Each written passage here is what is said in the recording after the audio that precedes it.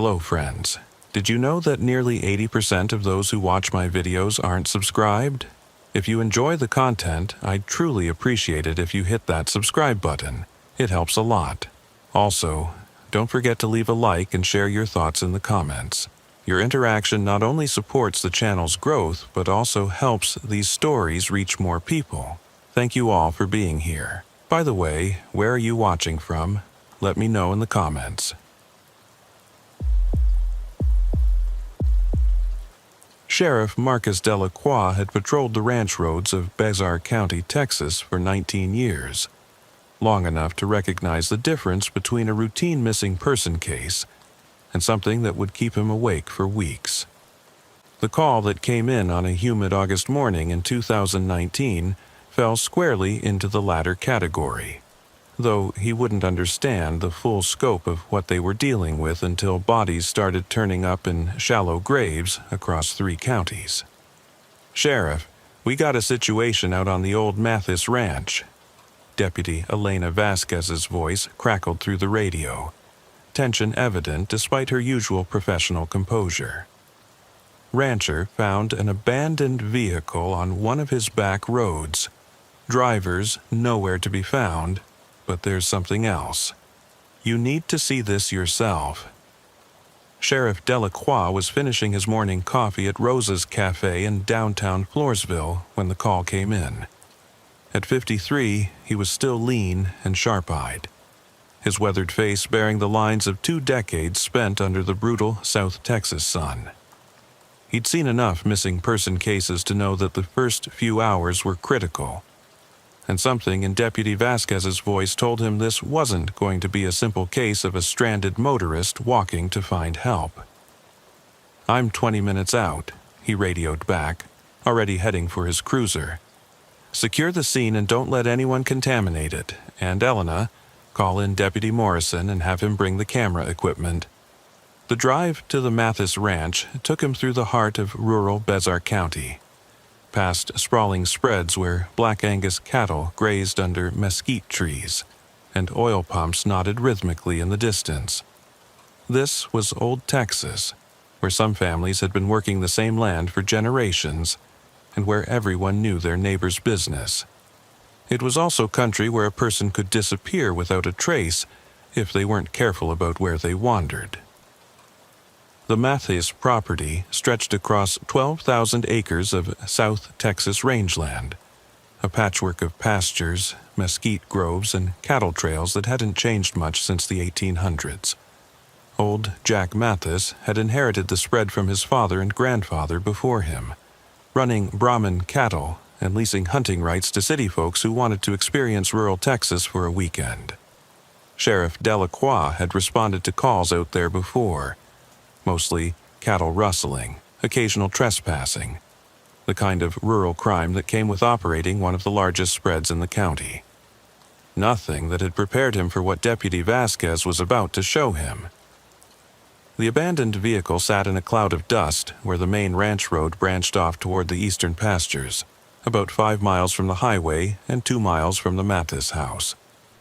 A white Toyota Camry with Louisiana plates, engine still ticking as it cooled in the morning heat. The driver's door hung open, keys dangling from the ignition like the occupant had just stepped out for a moment. A half-empty bottle of water sat in the cup holder next to a road atlas open to Texas highways, the pages fluttering in the warm breeze. "Belongs to Patricia Kellum," Deputy Vasquez reported, consulting her notepad as Sheriff Delacroix approached. 43 years old, registered address in Shreveport. According to her sister, she was driving to San Antonio for a job interview yesterday. Never made it to her hotel. Sheriff Delacroix walked a slow circle around the vehicle, noting the details that would matter later. No signs of a struggle, no broken glass, no dents, no scratches that might indicate forced entry or an accident. The car was clean, well-maintained, with Louisiana inspection and registration stickers that were current. Purse still on the passenger seat, a black leather handbag that looked expensive. Wallet intact inside with $47 cash and credit cards that appeared untouched. cell phone plugged into the charger, showing 17 missed calls from someone listed as Jenny's sister. The car's air conditioning was still running when they'd arrived, suggesting Patricia had left the vehicle very recently, possibly within the last hour or two. "What time did Mattis find it?" Sheriff Delacroix asked, taking photographs of the scene from multiple angles. "Around 7:30 this morning. Says he was checking on cattle in the east pasture when he spotted it. Thought maybe someone had car trouble, so he drove over to offer help. When he saw it was empty with the door open, he called us right away." "And what did you mean there was something else?" Deputy Vasquez pointed toward a metal gate about 50 yards from where the car sat. The gate was painted green, weathered but sturdy, designed to keep cattle from wandering between pastures. Cattle Gate was standing wide open when we got here. Old man Mathis swears he closed it yesterday evening like he always does. Says he's been working this ranch for 43 years and never left a gate open overnight. Claims if you leave gates open, cattle will wander and you'll spend days rounding them up. The gate opened onto what locals called the livestock roads, a network of narrow dirt tracks that crisscross the ranch, connecting pastures and watering holes used for moving cattle between grazing areas. Most of the roads were barely wide enough for a pickup truck, winding through dense brush and mesquite thickets that could hide a person, or a predator, completely from view. The roads had been carved out decades ago by cattle and ranch vehicles, creating a maze of interconnected paths that even experienced ranchers sometimes got lost in. Sheriff Delacroix studied the ground near the gate, dropping to one knee to examine the hard-packed earth more closely. The area showed tire tracks from ranch vehicles, the distinctive deep tread of pickup trucks and tractors that had passed through recently. But there were also footprints. 2 distinct sets, he noticed, preserved in a patch of softer soil near the gate post. One belonged to work boots, heavy tread, consistent with a rancher or cowboy, size 10 or 11. The other was smaller, lighter. Women's sneakers with a distinctive waffle pattern that matched the athletic shoes visible on the floorboard of Patricia's car. "Patricia's prints?" he asked Deputy Vasquez. "That's what we're thinking. They lead through the gate and down that livestock road there. We followed them maybe 100 yards before they disappeared on some rocky ground. Didn't want to go further without you here." Sheriff Delacroix felt that familiar tightness in his chest that came with cases that didn't add up logically. A woman driving to San Antonio for a job interview doesn't park her car on a ranch road and walk through a cattle gate into the middle of nowhere. Not unless someone convinced her to do it, and the reasons for that were rarely good. He'd seen enough predators in his career to know they were often clever, patient, and skilled at manipulating their victims into vulnerable positions. "Did Mathis see anything last night? Hear anything unusual?" "Says he was in his house watching TV until around 10:30, then went to bed. House is about 2 miles from here, so he wouldn't have heard much unless someone was shooting or screaming. Claims he didn't see any other vehicles on his property, but admits he doesn't patrol the back roads at night unless there's a specific problem." Sheriff Delacroix made notes in his pad, sketching a rough diagram of the scene and noting the positions of evidence. The morning was already heating up, promising another scorching day in the high 90s. He needed to get a search organized quickly before the heat made extended outdoor work dangerous for his deputies and volunteers. "Call dispatch and have them contact Texas Rangers headquarters in Austin. Let them know we have a possible abduction in progress and might need additional resources. Also, get me contact information for Patricia Kellum's sister in Louisiana. I want to know everything about Patricia's travel plans, who she might have been in contact with, any reason someone might want to harm her." By noon, Sheriff Delacroix had organized a comprehensive search party. The Bexar County Sheriff's Department didn't have unlimited resources. His entire force consisted of 12 full-time deputies, 6 part-time officers, and himself.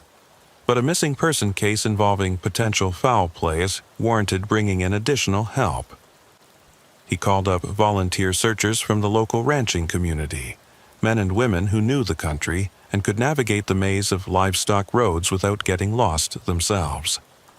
Jim Morrison, a retired Border Patrol agent who now trained tracking dogs for search and rescue operations, arrived with 2 German Shepherds experienced in finding missing persons. Sarah Chen, a Texas Ranger with expertise in rural crime, drove down from San Antonio to advise on the investigation. The Department of Public Safety provided a helicopter for aerial reconnaissance, though the thick mesquite canopy would limit its effectiveness in many areas. "What's the layout of these livestock roads?"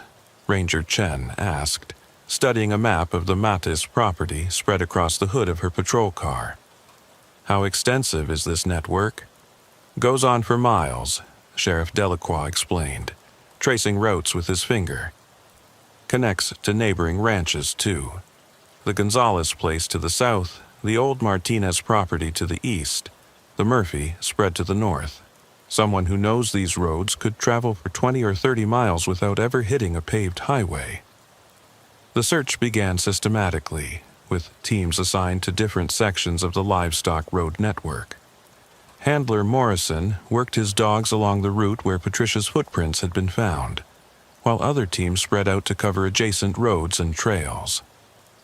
The volunteers, mostly local ranchers and their cowboys, provided invaluable knowledge about the terrain and the location of abandoned structures, stock tanks, and other landmarks where someone might be hiding or where evidence might be found.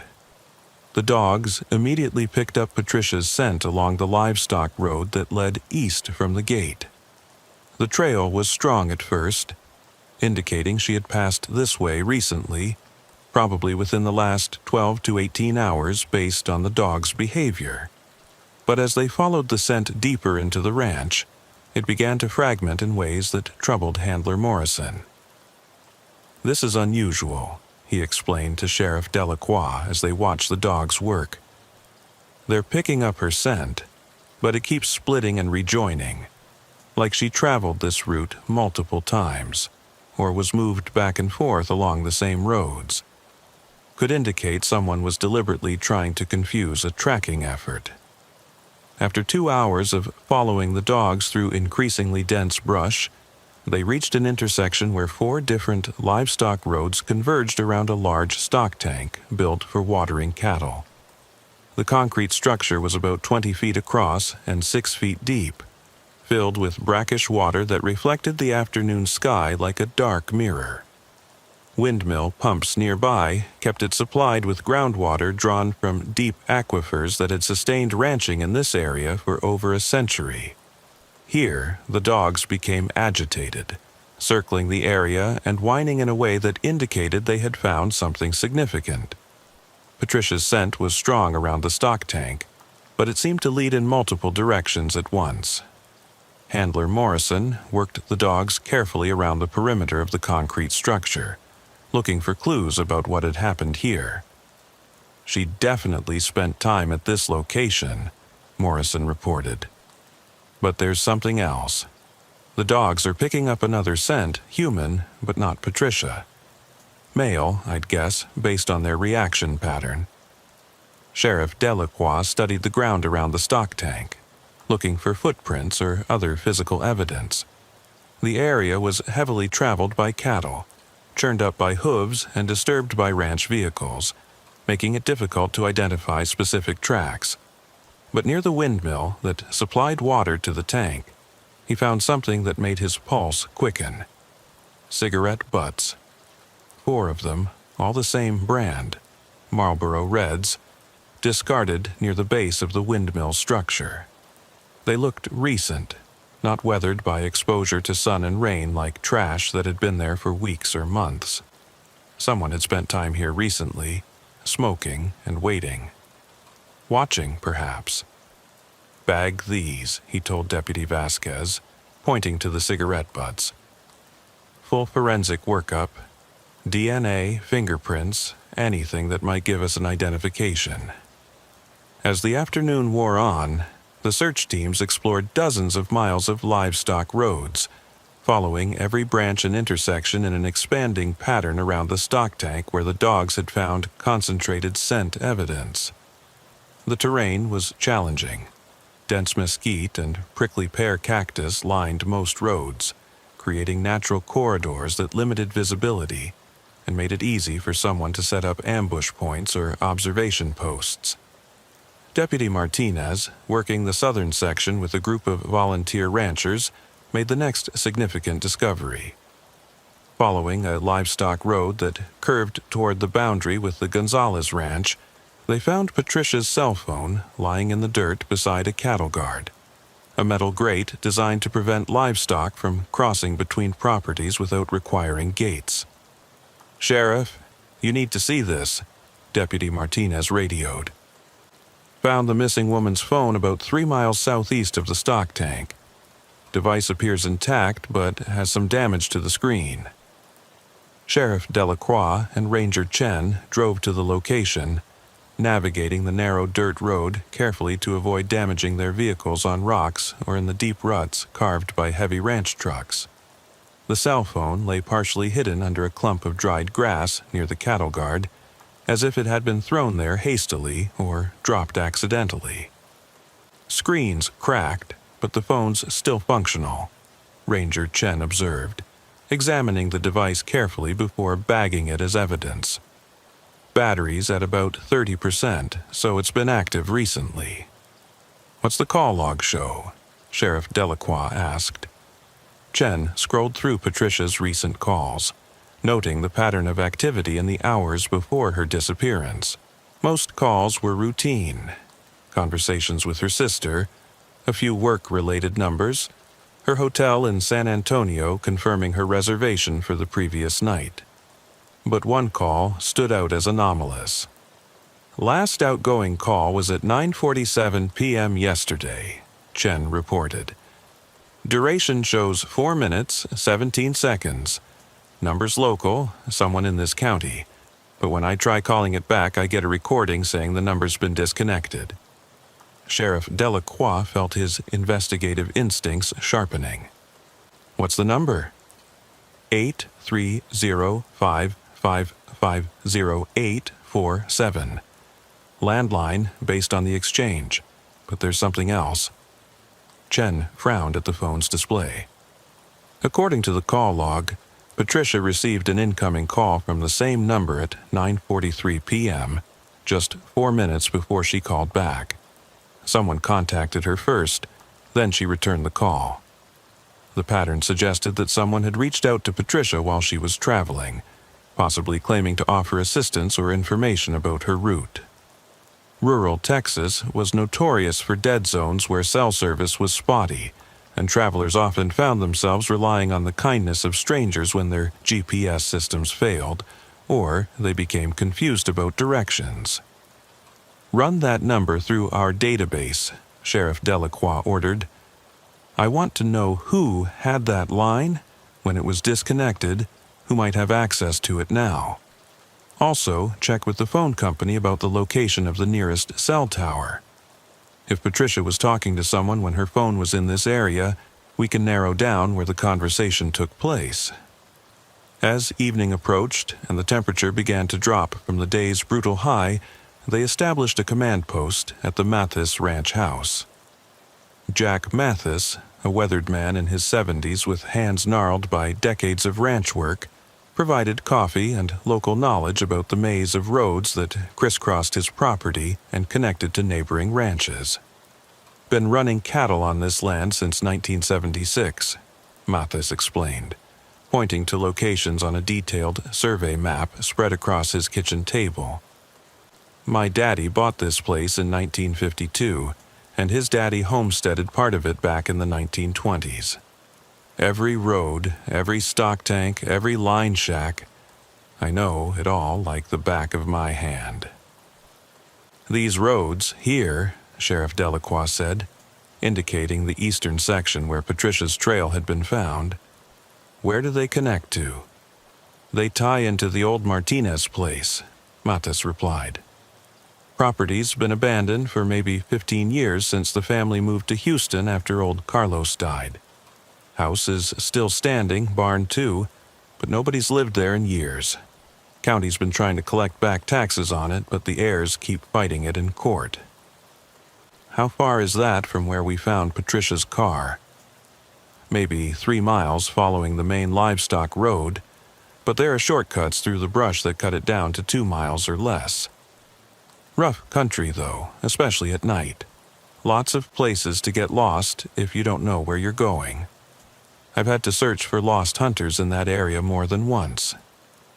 Deputy Vasquez returned from running the mysterious phone number through their computer systems with information that sent a chill down Sheriff Delacroix's spine.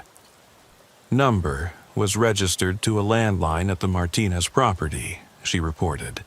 Service was disconnected 14 years ago when the family moved away and stopped paying the bills. But here's the thing, Sheriff. According to the phone company's automated systems, that line showed activity yesterday night. Somehow, someone was using a disconnected number to make and receive calls.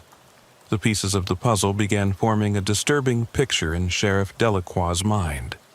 Patricia Kellum, lost on dark ranch roads while traveling to an important job interview, had somehow been contacted by someone using a phone line that had been officially disconnected for over a decade.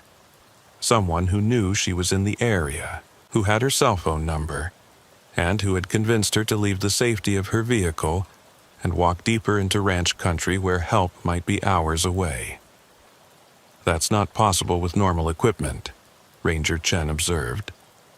But with the right electronics knowledge, someone could potentially restore service to a disconnected line, at least temporarily, or set up a system that makes calls appear to originate from that number while actually coming from somewhere else.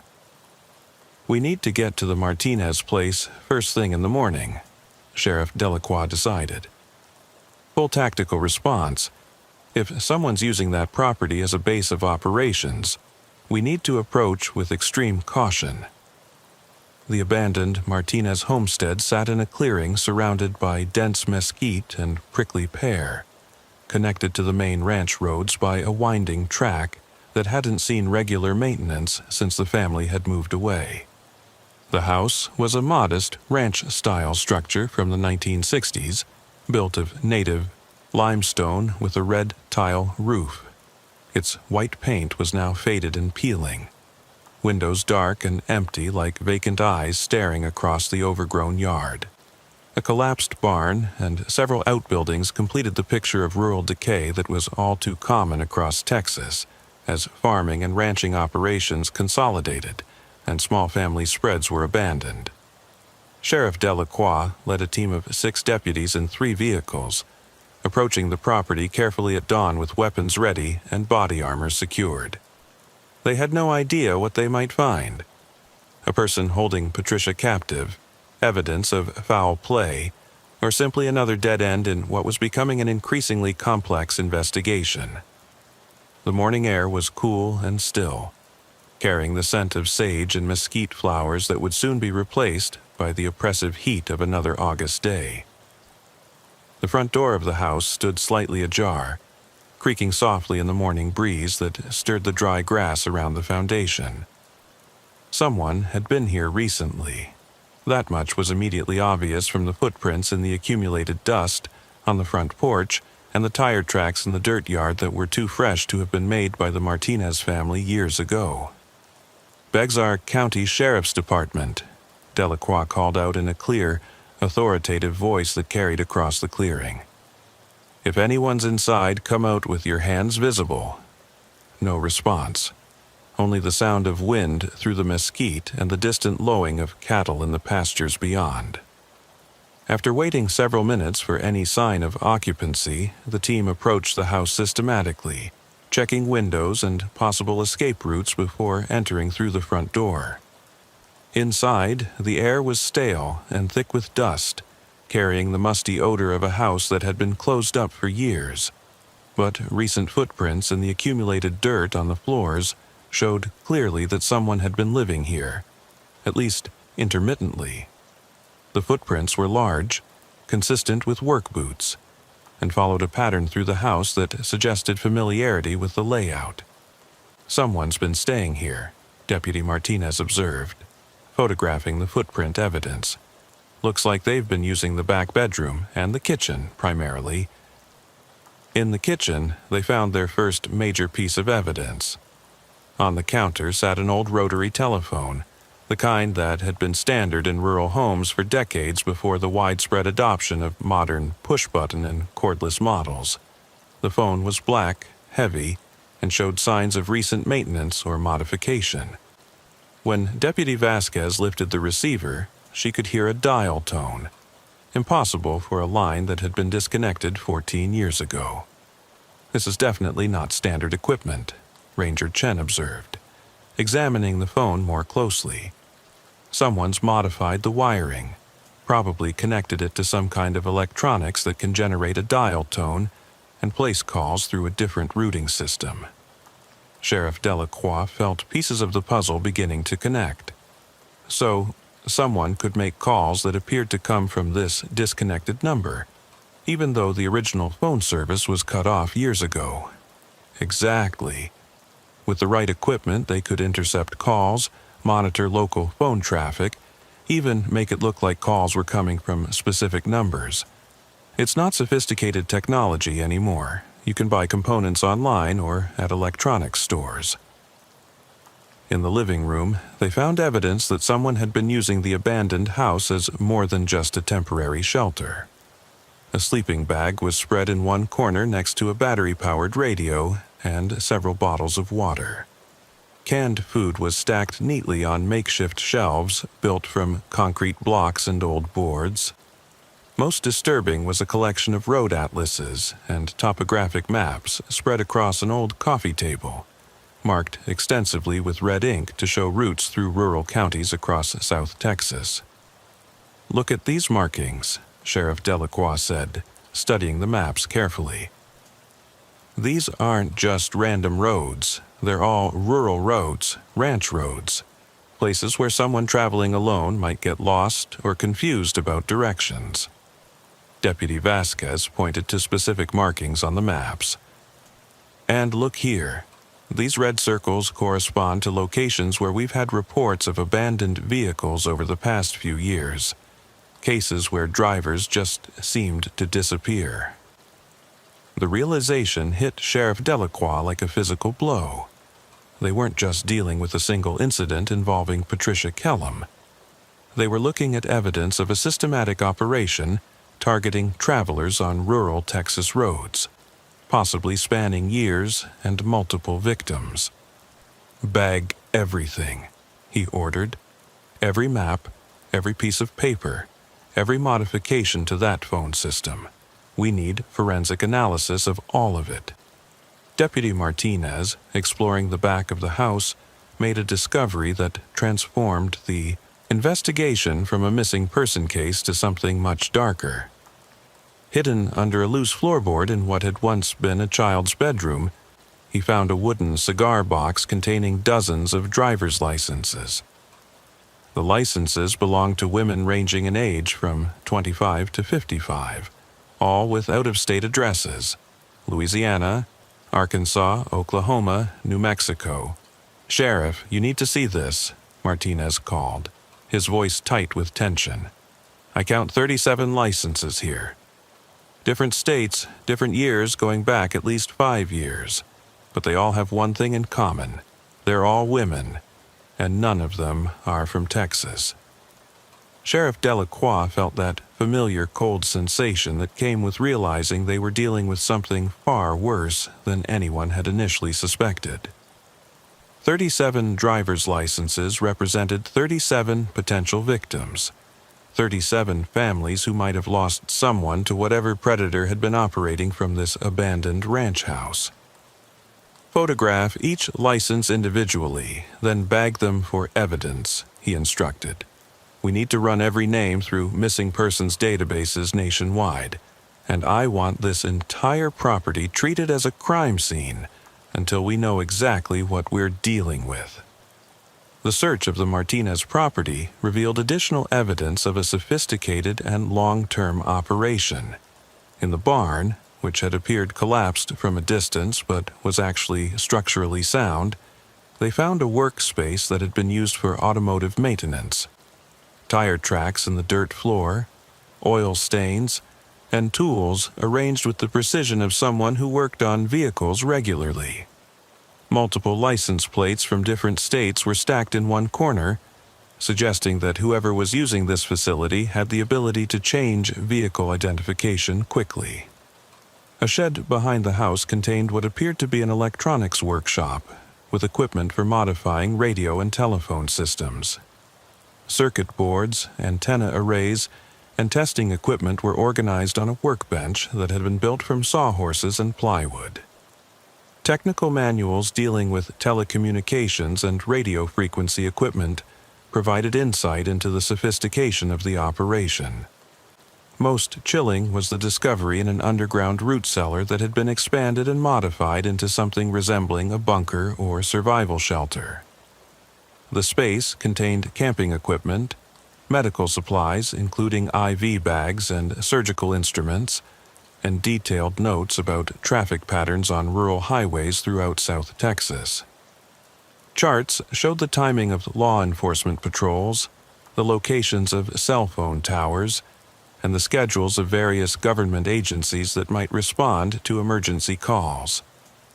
This person's been planning and preparing for years, Ranger Chen observed as they cataloged the evidence. This isn't impulsive criminal behavior. Someone's been systematically studying our response procedures, learning how we operate, identifying vulnerabilities in rural law enforcement. Sheriff Delacroix nodded grimly, and using that knowledge to hunt people. The question is, where are the victims? 37 driver's licenses, but we haven't found any bodies. The answer to that question would come over the following days as the investigation expanded beyond the Martinez property. Each driver's license represented a potential case that needed to be investigated, and running the names through national databases revealed a horrifying pattern. Over the past 5 years, 18 of the women whose licenses they had found had been reported missing while traveling through Texas or neighboring states. Their vehicles had been found abandoned on rural roads, but the women themselves had never been located. We're looking at a serial predator who's been operating across multiple states for years, FBI Special Agent Rebecca Torres explained during a briefing at the Bexar County Sheriff's Department. Agent Torres specialized in cases involving interstate crime and had been called in when the scope of the investigation became clear. The methodology is sophisticated, targeting women traveling alone, intercepting them on remote roads, using deception to get them to abandon their vehicles. But how? Deputy Vasquez asked. We're not seeing signs of forced abduction. No damaged vehicles, no evidence of violence at the initial contact points. Agent Torres pulled out a thick file folder containing reports from similar cases across the Southwest. We believe he's using a combination of electronic deception and psychological manipulation. The modified phone equipment suggests he can intercept cell phone signals, monitor emergency services radio traffic, possibly even impersonate legitimate authorities. Imagine you're lost on a dark ranch road, your GPS isn't working properly, and someone calls claiming to be a deputy sheriff or highway patrolman offering to help. Someone who seems to know exactly where you are and sounds completely official. The psychological profile that emerged was terrifying in its implications. They were dealing with someone intelligent enough to modify sophisticated electronic equipment, patient enough to establish long-term operational bases at abandoned properties, knowledgeable about law enforcement procedures and radio protocols, and ruthless enough to target vulnerable travelers systematically over a period of years. Sheriff Delacroix coordinated with law enforcement agencies across Texas and neighboring states to search for similar patterns of abandoned vehicles and missing persons. The scope of the operation became apparent as reports came in from rural counties throughout the region. Abandoned cars on ranch roads, missing women, mysterious phone calls from disconnected numbers. The same pattern repeated across hundreds of miles of rural highways. He's mobile, Agent Torres concluded after reviewing the accumulated evidence. Using different abandoned properties as temporary bases of operation, probably moving every few months to avoid detection. The rural road network gives him perfect hunting grounds. Isolated areas where he can work without witnesses, properties that haven't been occupied in years, providing ready-made facilities. The breakthrough in identifying their suspect came when forensic analysis of the phone equipment revealed crucial information. The modified electronics contained serial numbers that could be traced back to purchases made at different stores across 3 states over a 2-year period. All had been bought with cash, but security footage from an electronics store in Austin showed a clear image of the buyer making one of the purchases. The man appeared to be in his 40s, average height and build, wearing work clothes and a baseball cap pulled low over his face. Nothing particularly remarkable about him except for one distinguishing feature that would prove crucial for identification. A distinctive scar running along his left jawline, the kind that might result from a serious accident, assault, or surgical procedure. Circulate this image to every law enforcement agency in Texas and surrounding states, Sheriff Delacroix ordered. Someone's going to recognize this guy. Scars like that are memorable, and he's probably been living and working in rural communities where people notice newcomers. The identification came from an unexpected source 3 days later. A retired deputy from Uvalde County, 2 counties west of Besar, called after seeing the image in a law enforcement bulletin distributed through the Texas Sheriff's Association network. "That's Bobby Ray Hutchins," Deputy Frank Morales said, his voice carrying the certainty of someone who had dealt with the suspect personally. Arrested him maybe 8 years ago for cattle rustling and criminal trespass.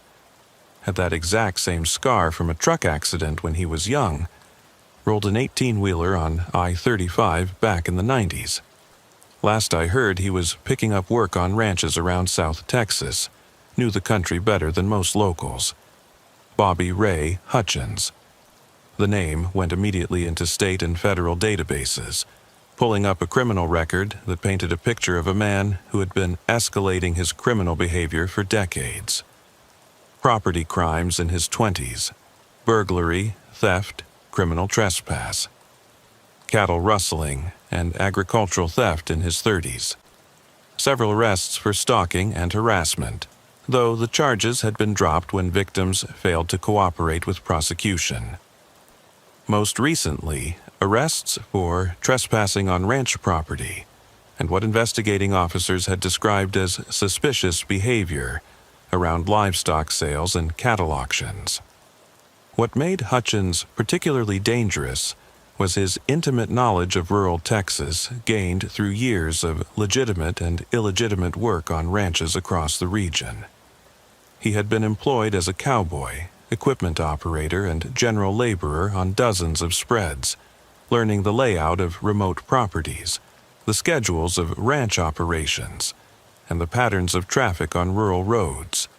He knew which properties were abandoned, which roads were rarely patrolled by law enforcement, and which areas provided perfect concealment for criminal activity. He knows every back road, every abandoned homestead, every place where someone could disappear without a trace, Sheriff Delacroix told the multi-agency task force that had assembled to coordinate the manhunt. And he's been using that knowledge systematically to hunt people for years. The search for Bobby Ray Hutchins involved law enforcement agencies across multiple states and covered thousands of square miles of rural territory. Based on the evidence found at the Martinez property and analysis of the driver's licenses in his possession, investigators identified 23 additional abandoned properties where he might be operating. Each location had to be searched carefully and treated as a potential crime scene containing evidence of years of predatory activity. Agent Torres coordinated the effort from a command post established at the Bezar County Sheriff's Department, using sophisticated computer mapping to track the connections between confirmed sightings, abandoned properties, and reports of missing persons. The pattern that emerged showed Hutchins moving systematically through rural Texas, establishing temporary bases at abandoned ranches and farmhouses, then hunting in the surrounding area before moving on to avoid detection. "He's not random," Torres explained to the assembled investigators. "There's a clear methodology to his movements. He selects properties that are isolated but still connected to road networks, places where he can intercept travelers but still have escape routes if law enforcement gets close. And he's been doing this long enough to understand our response procedures." The arrest came 3 weeks after they had identified Hutchins, when a Border Patrol agent conducting routine traffic enforcement near Laredo spotted a pickup truck matching the description of Hutchins' last known vehicle. The truck was parked at a rest stop on Highway 83, a lonely stretch of road that connected small towns along the Rio Grande Valley. Agent Maria Santos approached the vehicle carefully, noting that the driver appeared to be sleeping in the cab. When she tapped on the window and identified herself, the man inside, later confirmed to be Bobby Ray Hutchins, showed no surprise or attempt to flee. He simply rolled down the window and asked, "Y'all finally figured it out, did you?" Inside Hutchins' vehicle, investigators found evidence that confirmed their worst fears about the scope of his criminal operation. Maps marked with routes through rural counties across 3 states. A collection of cell phones that forensic analysis would later connect to several of his victims. Equipment for intercepting and redirecting radio communications that would allow him to monitor law enforcement traffic and potentially impersonate official responders. Most disturbing was a detailed journal in which Hutchins had methodically documented his activities over several years. The entries revealed not just the locations and methods of his crimes, but his psychological state and motivation. He had been systematically hunting women travelers, using his knowledge of rural Texas to intercept them in areas where help was hours away and where their disappearances might not be noticed immediately. Called them road angels, Hutchins explained during his initial interrogation, showing no remorse for his actions. Women driving alone through country they didn't know, trusting their GPS and cell phones to keep them safe. I was just showing them how vulnerable they really were out there. The journal entries revealed Hutchins's methodology in disturbing detail. He would monitor emergency services radio traffic, positioning himself to intercept calls for help or to arrive at scenes before legitimate responders. He had studied law enforcement procedures and radio protocols, learning enough to sound convincing when impersonating deputies or highway patrol officers. His knowledge of rural road networks allowed him to direct victims to increasingly isolated locations where he could work without interference. He would tell them he was responding to their emergency call, Agent Torres explained during a press briefing, or claim to be checking on reports of problems in their area. He sounded official, knew enough procedure to be convincing, and most importantly, he seemed to have information about their specific situation that made him seem legitimate. The search for Hutchins' victims led investigators to multiple locations across South Texas and beyond. At an abandoned ranch house near Crystal City, they found evidence of recent habitation in what appeared to be a holding area where victims might have been kept temporarily. The location included restraints, basic medical supplies, and more detailed maps marking specific routes and timing information for law enforcement patrols. At another site near Carrizo Springs, closer to the Mexican border, cadaver dogs alerted on disturbed ground behind a collapsed barn. The excavation that followed revealed the horrific truth about what had happened to at least some of Hutchins' victims. Over several days, investigators recovered the remains of 9 women, all consistent with the driver's licenses found in his possession at the Martinez property. Forensic examination of the remains indicated they had been killed at different times over a period of several years, confirming that Hutchins had been operating as a serial killer for much longer than anyone had initially suspected. The condition of the remains and evidence found at the burial sites suggested that some victims had been held for days or weeks before being killed, during which time Hutchins had apparently subjected them to prolonged psychological torture. Patricia Kellum was found alive. The discovery came at a remote hunting cabin on private land near the Rio Grande, approximately 60 miles from where her car had been abandoned at the Mattis Ranch. Acting on information extracted from Hutchins' journal and GPS data recovered from his vehicle, Sheriff Delacroix led a joint task force to the location on a sweltering afternoon in late August, nearly a month after Patricia's initial disappearance. The cabin sat in a grove of ancient live oak trees, hidden from view by thick brush, and accessible only by a barely visible track that wound through mesquite and prickly pear for over 2 miles from the nearest maintained road. The structure was small but well-maintained, clearly used regularly for hunting or as a retreat. Solar panels provided electricity, and a water well supplied basic utilities. Bexar County Sheriff's Department, Delacroix called out as his team surrounded the cabin. "We have a warrant to search these premises. If anyone's inside, come out immediately with your hands visible." The response came not from inside the cabin, but from a storage shed about 50 yards away, a weak voice calling for help.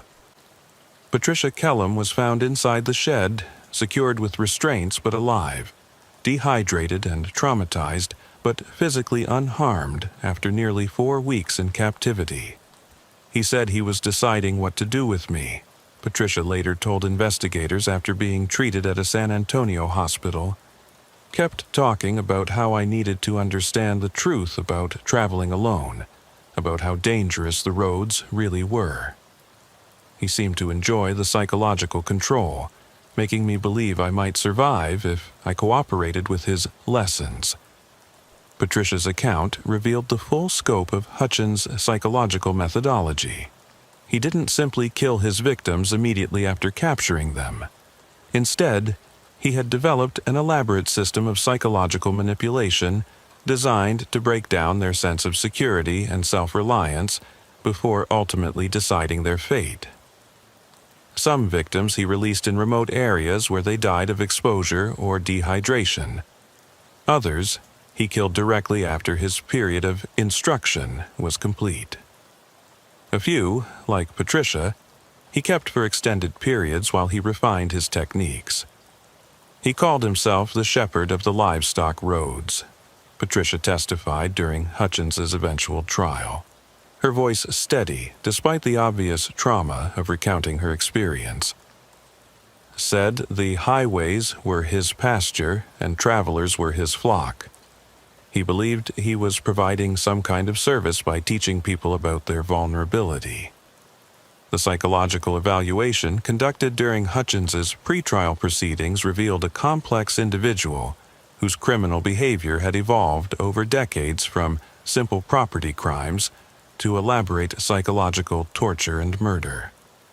Dr. James Richardson, a forensic psychiatrist with extensive experience in serial killer cases, described Hutchins as an organized, methodical predator who had developed increasingly sophisticated techniques for hunting and controlling victims. Hutchins exhibits classic characteristics of what we call a mission-oriented serial killer, Dr. Richardson explained during court proceedings. He genuinely believes he's providing a service to society by exposing the dangers of rural travel. His journal entries show no remorse for his actions, but rather pride in his ability to demonstrate what he sees as important lessons about self-reliance and preparedness.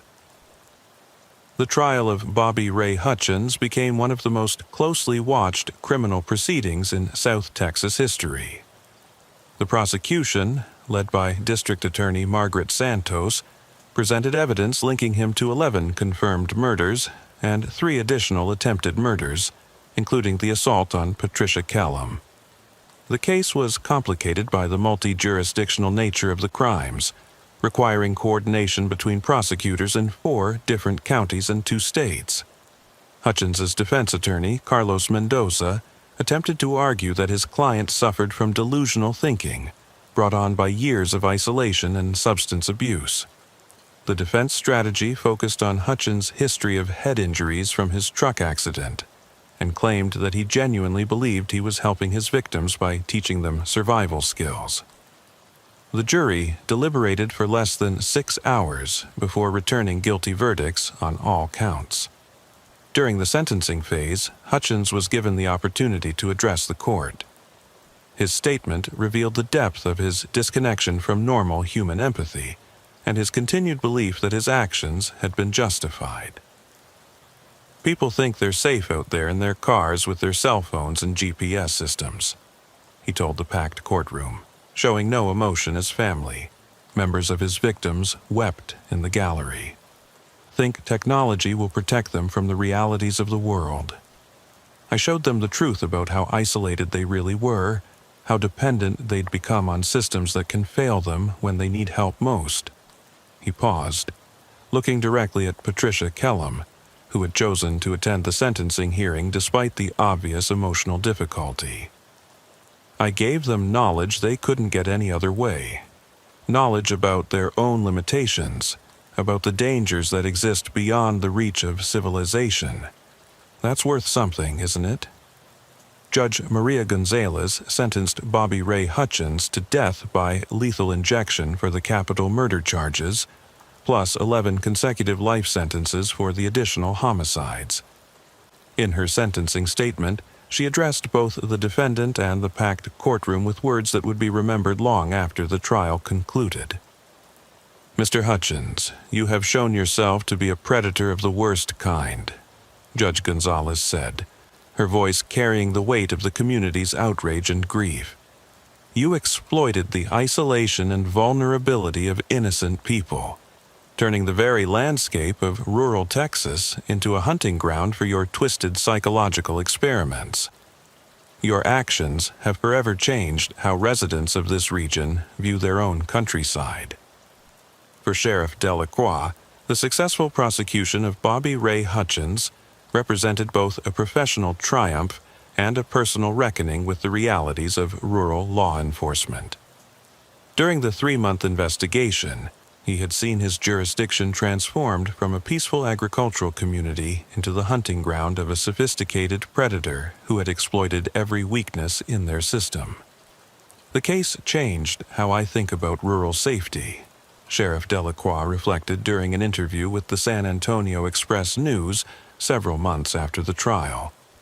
"We always knew that help was far away on the ranch roads, that cell service was spotty, that there were places where someone could disappear without a trace. But we never considered that a predator might systematically exploit those vulnerabilities."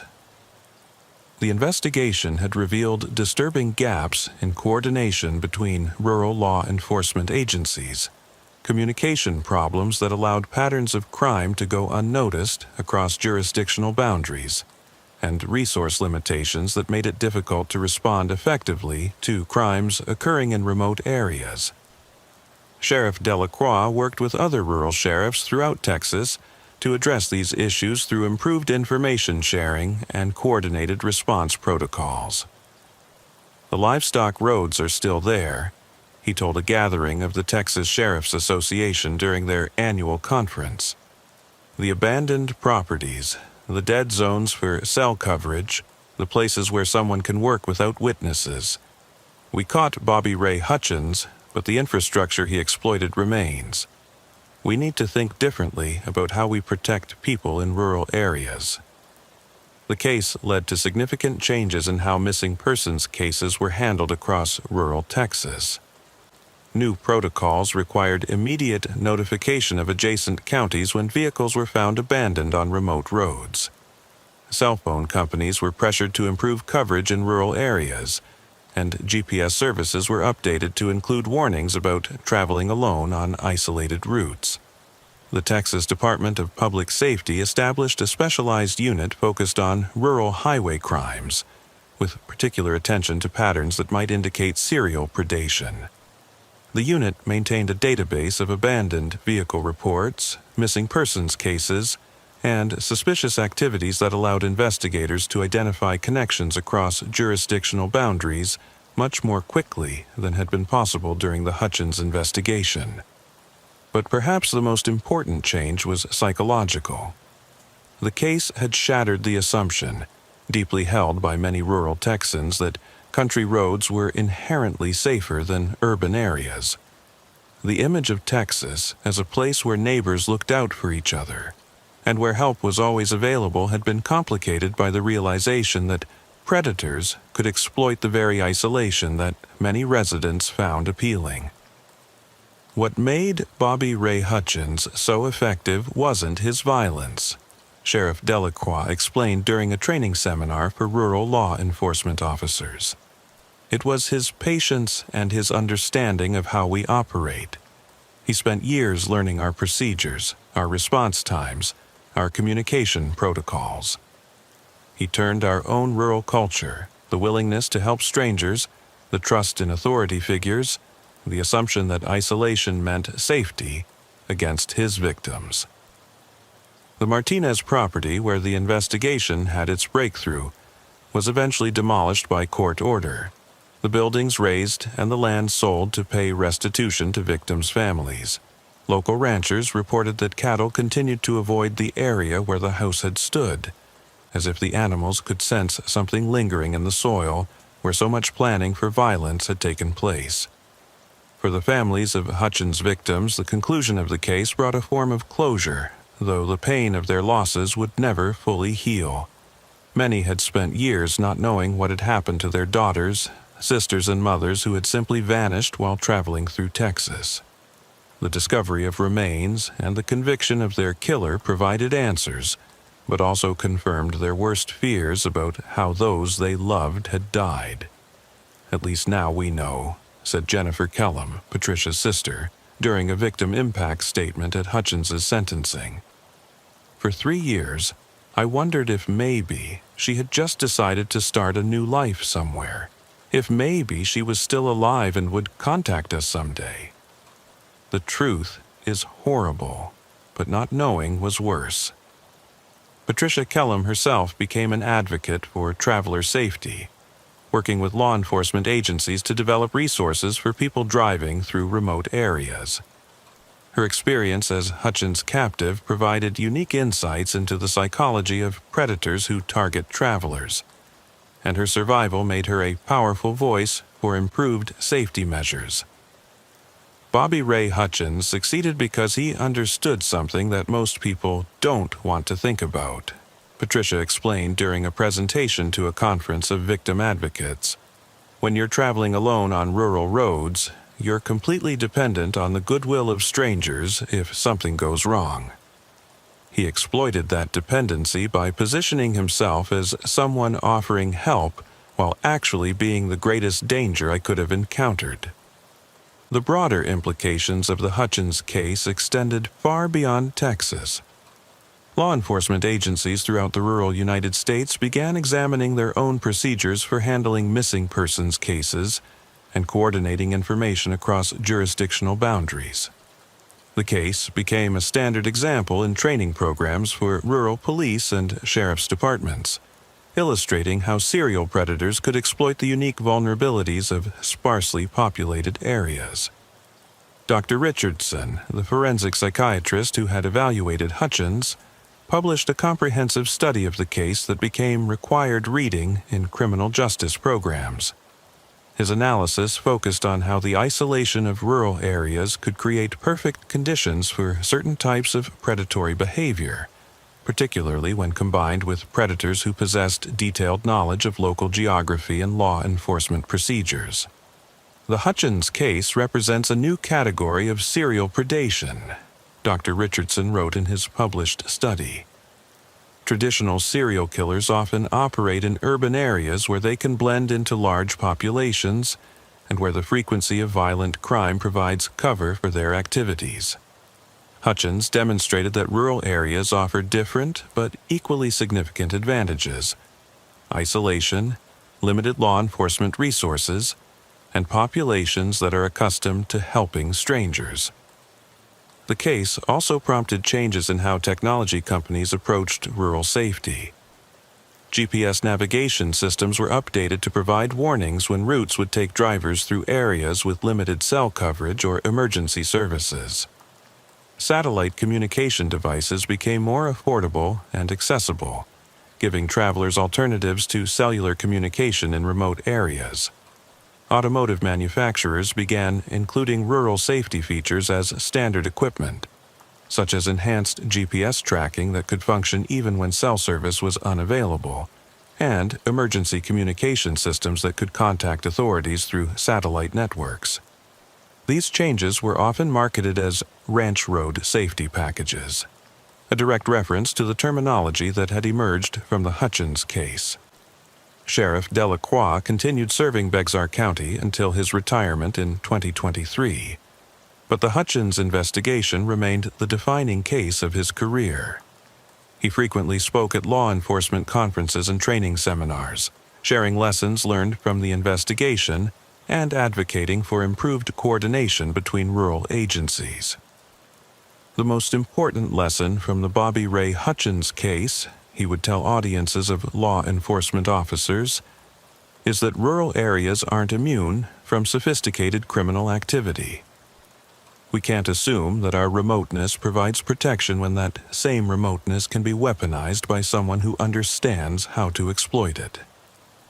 In his final interview with the local newspaper before retirement, Sheriff Delacroix reflected on how the case had changed not just his approach to law enforcement, but his entire perspective on rural Texas life. I grew up believing that country people looked out for each other, that isolation meant safety from urban crime, that our biggest problems would be cattle rustling and domestic disputes. Bobby Ray Hutchins showed me that predators can adapt to any environment, and that rural areas have their own unique vulnerabilities that we ignored at our peril. The networks of ranch roads that crisscross rural Texas continue to serve their intended purpose, connecting pastures and facilitating the movement of cattle and agricultural equipment across vast distances. Ranchers still rely on these roads for their daily operations, and hunters and outdoor enthusiasts use them to access remote areas for recreation. But for those who know the story of Bobby Ray Hutchins and his victims, these dusty tracks serve as a constant reminder that predators have always been part of the pastoral landscape. They are patient and cunning, waiting for travelers who stray too far from the safety of civilization, ready to exploit the trust and vulnerability that are essential elements of rural community life. The livestock roads remain, winding through empty country under endless Texas skies, as beautiful and as treacherous as they have always been. They connect not just pastures and watering holes, but communities that have learned to balance their traditional hospitality with a new awareness of the dangers that can hide behind a helpful smile and an offer of assistance. Today, when travelers pass through rural Texas, they might notice increased law enforcement presence on remote highways and new emergency call boxes at isolated intersections. What they don't see are the improved communication systems that help coordinate search efforts, the databases that track patterns of abandoned vehicles and missing persons across jurisdictional boundaries, and the training programs that prepare rural officers to recognize the signs of predatory activity. The most lasting legacy of the Bobby Ray Hutchins case may be the understanding that rural safety requires the same level of vigilance and sophistication that has long been recognized as necessary in urban areas. The assumption that isolation provides protection has been replaced by the knowledge that isolation can be both a blessing and a vulnerability. Depending on who else knows about those lonely roads where help is far away, and the only witnesses are cattle and coyotes.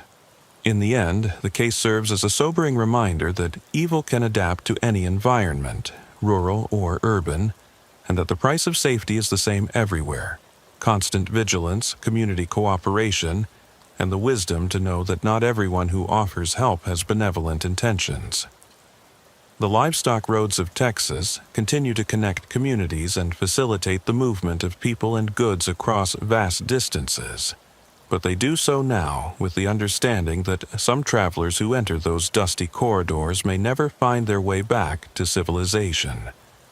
For Sheriff Marcus Delacroix, now enjoying retirement on a small ranch outside Floresville, the sound of cattle moving along the livestock roads outside his window carries both the comfort of familiar rural rhythms and the memory of how those same roads once served as hunting grounds for a predator who understood better than anyone else how to exploit the trust and isolation that define rural Texas life.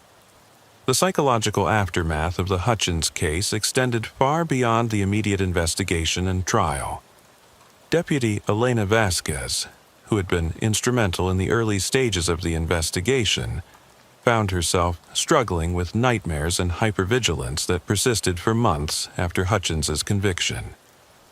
The realization that she had been patrolling roads where women were being systematically hunted had shaken her confidence in ways that traditional law enforcement training had not prepared her to handle. I kept thinking about all the abandoned vehicles I'd responded to over the years, Vasquez explained during a counseling session provided by the county's Employee Assistance Program. Calls where we assumed someone had just walked away for help or decided to leave their car behind. Now, I wondered how many of those might have been Hutchins's work, cases where we didn't investigate thoroughly enough because we made assumptions about rural safety. The department implemented mandatory counseling for all officers who had been involved in the investigation, recognizing that exposure to evidence of systematic predation could have lasting psychological effects. Sheriff Delacroix himself struggled with questions about whether earlier intervention might have saved some of Hutchins's victims, despite reassurances from FBI profilers that the predator's methodology had been specifically designed to avoid detection. Dr. Sarah Chen, the Texas Ranger who had assisted with the investigation, conducted a comprehensive review of unsolved cases from the previous decade, looking for additional patterns that might indicate earlier Hutchins' activity or the presence of other predators using similar techniques. Her analysis revealed disturbing trends in rural crime, reporting that suggested the Hutchins case might not be as isolated as law enforcement had hoped. We found at least 12 additional cases over the past 15 years that show similar characteristics, Dr. Chen reported to a joint meeting of sheriffs from across South Texas. Abandoned vehicles on rural roads, missing persons with out-of-state origins, evidence of electronic surveillance or communication interception. We can't definitively link them all to Hutchins, which raises the possibility that other predators have been using similar techniques. The revelation that Bobby Ray Hutchins might not have been operating alone, or that his methods might have inspired copycats, sent ripples of concern through rural law enforcement communities across Texas and beyond. The investigation expanded once again, this time focusing on identifying potential accomplices or imitators who might still be active. Analysis of Hutchins's journal revealed references to other individuals he had encountered during his years of drifting between ranch jobs. Some entries suggested he had shared information about vulnerable travelers and isolated locations with other transient workers, creating the possibility of a loose network of predators operating throughout the rural Southwest. He wrote about teaching others to see what I see, Agent Torres explained during a briefing with federal investigators. References to showing other people how easy it was to intercept travelers, how to identify vulnerable targets, how to avoid law enforcement detection. we're treating this as a potential conspiracy that may extend beyond Texas.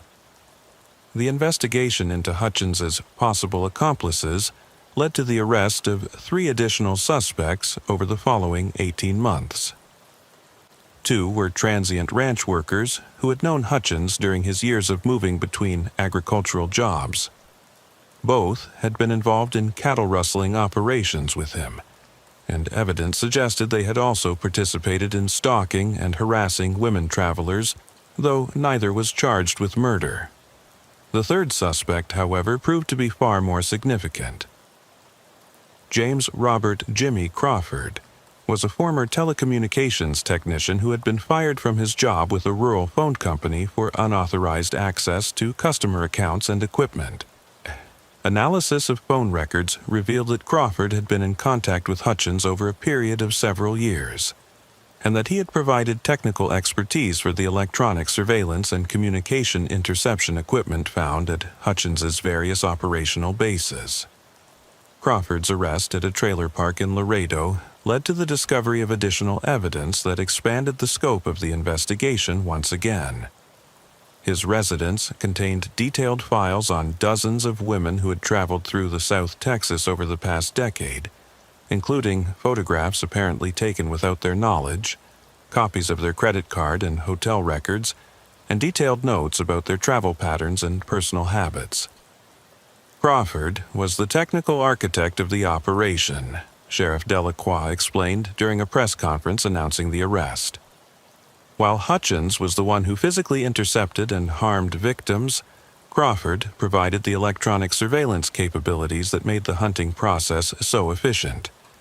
He could track credit card usage, monitor cell phone communications, even access hotel reservation systems to identify women traveling alone. The collaboration between Hutchins and Crawford revealed a level of sophistication in rural predation that authorities had not previously encountered. Crawford's technical skills, combined with Hutchins' knowledge of rural geography and law enforcement procedures, had created a hunting system that could operate across vast areas with minimal risk of detection. Crawford's plea bargain testimony provided crucial information about the full scope of the conspiracy. He revealed that the partnership had been active for over 6 years, during which time they had systematically targeted women travelers throughout Texas, New Mexico, and parts of Oklahoma and Arkansas. Crawford estimated that they had surveilled over 200 potential victims, though only a fraction of those had actually been approached or harmed. We would identify women traveling alone through credit card monitoring and hotel records, Crawford testified during Hutchins' appeals hearing. I would track their movements electronically while Bobby positioned himself along their likely routes. If conditions were right, isolated location, poor cell coverage, no witnesses, he would make contact. Most of the time, we just watched and gathered information, but sometimes, Crawford's testimony confirmed law enforcement's worst fears about the systematic nature of the operation. The predators had been conducting what amounted to a research project on traveler vulnerability, testing different approaches and refining their techniques over years of observation and experimentation. The psychological evaluation of Crawford revealed a different personality profile from Hutchins. While Hutchins had been driven by a twisted sense of mission and a desire to demonstrate the dangers of rural travel, Crawford appeared motivated primarily by voyeuristic impulses and a fascination with surveillance technology. His pleasure came from the hunting process itself, the tracking, watching, and collection of information about unknowing victims. Crawford represents a new category of technology-enabled predator, explained Dr. Richardson during Crawford's sentencing hearing. He was able to extend traditional stalking behaviors across vast geographical areas using electronic surveillance techniques. His partnership with Hutchins demonstrates how dangerous such individuals can become when they collaborate with those willing to engage in physical violence. The discovery of the Hutchins-Crawford partnership prompted a comprehensive review of rural crime patterns throughout the American Southwest. Law enforcement agencies began sharing information more systematically, looking for evidence of similar technological approaches to predatory behavior. The investigation revealed that electronic surveillance of travelers was more common than previously realized, though most cases involved individual operators rather than organized partnerships. Federal legislation was introduced to address some of the vulnerabilities that the Hutchins case had exposed. The Rural Traveler Safety Act strengthened penalties for using electronic surveillance to target travelers, improved funding for emergency communication systems in remote areas, and established protocols for rapid information sharing between law enforcement agencies when patterns of predatory behavior were detected. The psychological impact on rural communities throughout Texas was profound and lasting. Many residents found themselves questioning assumptions about safety and community that had been fundamental to their way of life. The knowledge that predators had been systematically exploiting rural hospitality and trust created a climate of suspicion that took years to overcome.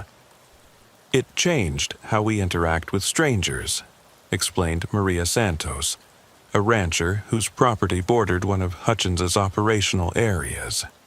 Used to be, if someone had car trouble or seemed lost, we'd offer help without thinking about it.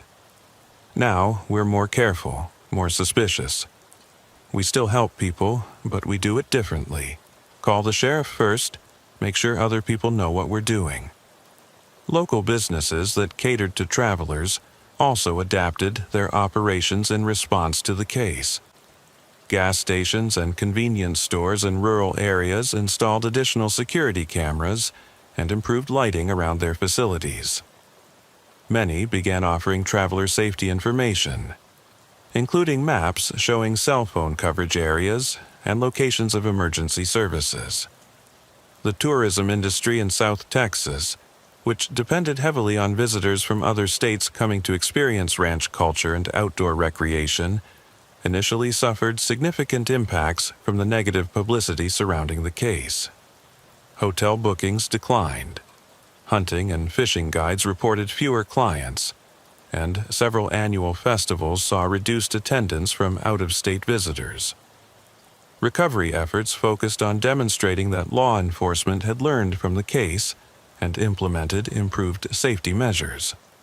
The Texas Department of Tourism worked with local sheriff's departments to develop traveler safety programs that provided information about rural travel precautions without discouraging visitation entirely. We had to find a balance, explained Tourism Director Robert Martinez. We couldn't pretend that rural travel was risk-free, but we also couldn't let fear prevent people from experiencing the authentic Texas that most of our state represents. The key was education and preparation rather than avoidance.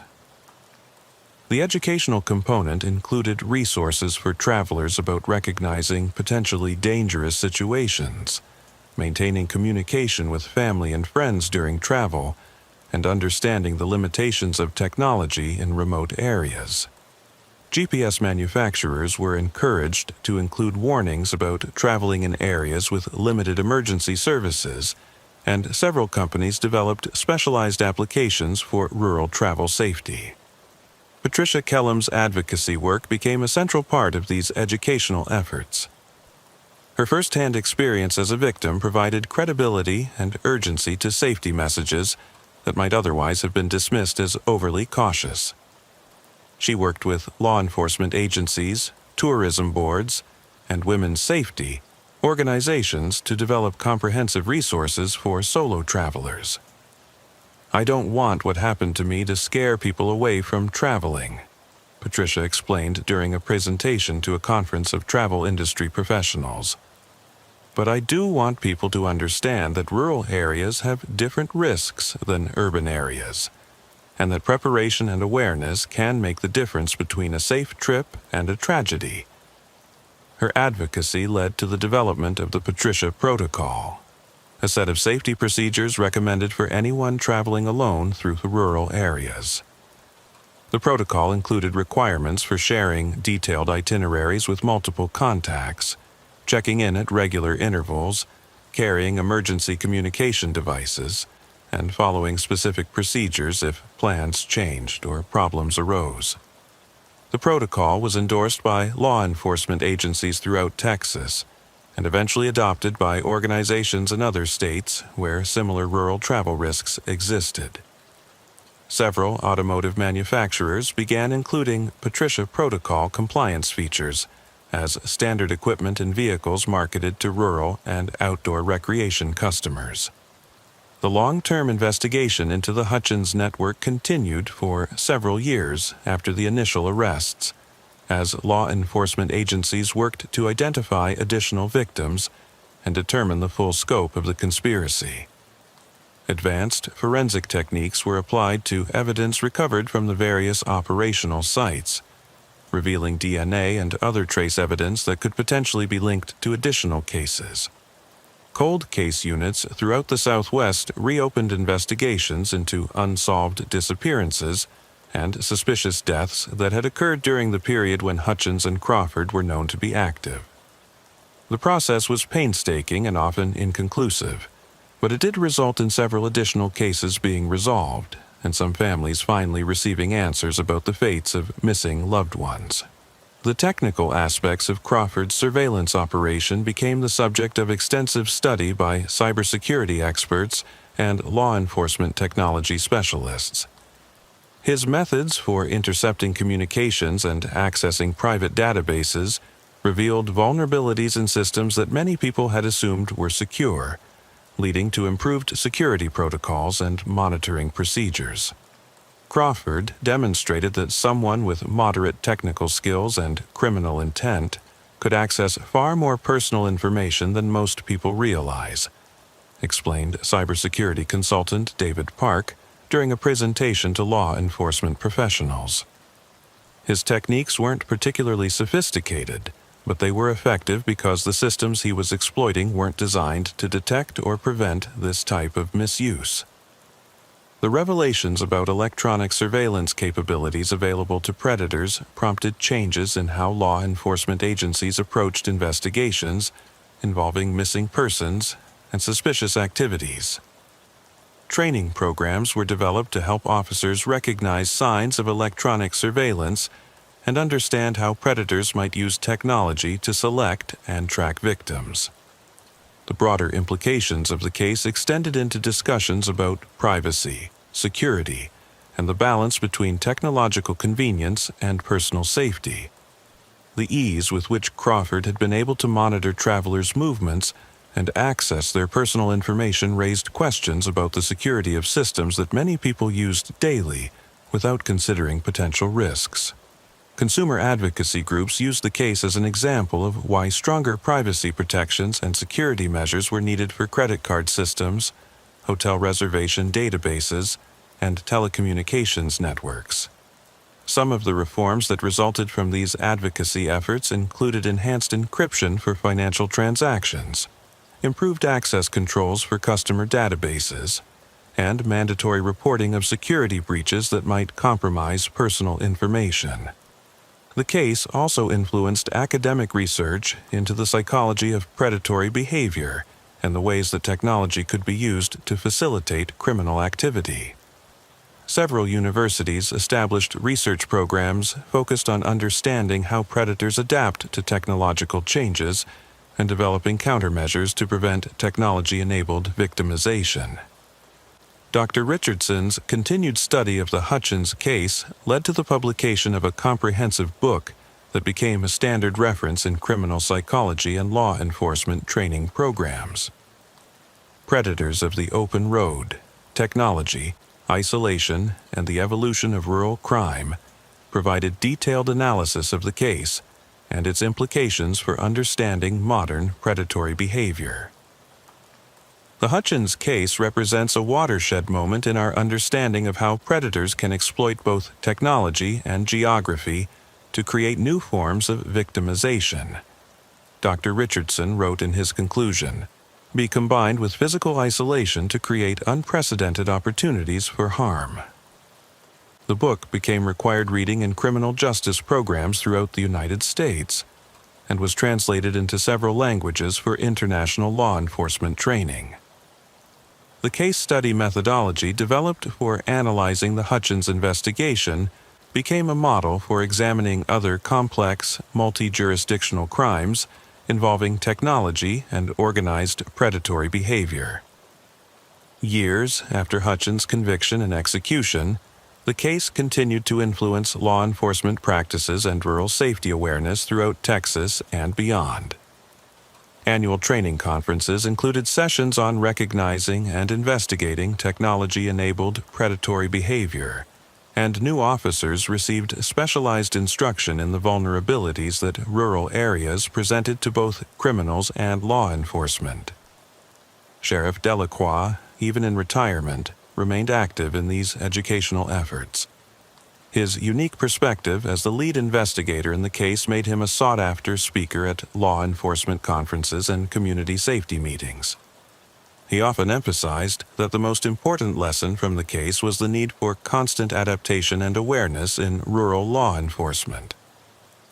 Bobby Ray Hutchins succeeded for as long as he did because he understood our weaknesses better than we understood them ourselves, Delacroix would tell audiences. He knew our response times, our communication limitations, our assumptions about rural crime. The only way to prevent future predators like him is to constantly examine and address those weaknesses, even when it's uncomfortable or expensive to do so. The memorial established for Hutchins' victims became a place of pilgrimage for families affected by similar crimes and a symbol of the importance of remaining vigilant about rural safety. Located at the Texas State Capitol, the memorial includes the names of all confirmed victims and a commitment to continue working to identify and apprehend predators who target travelers in rural areas.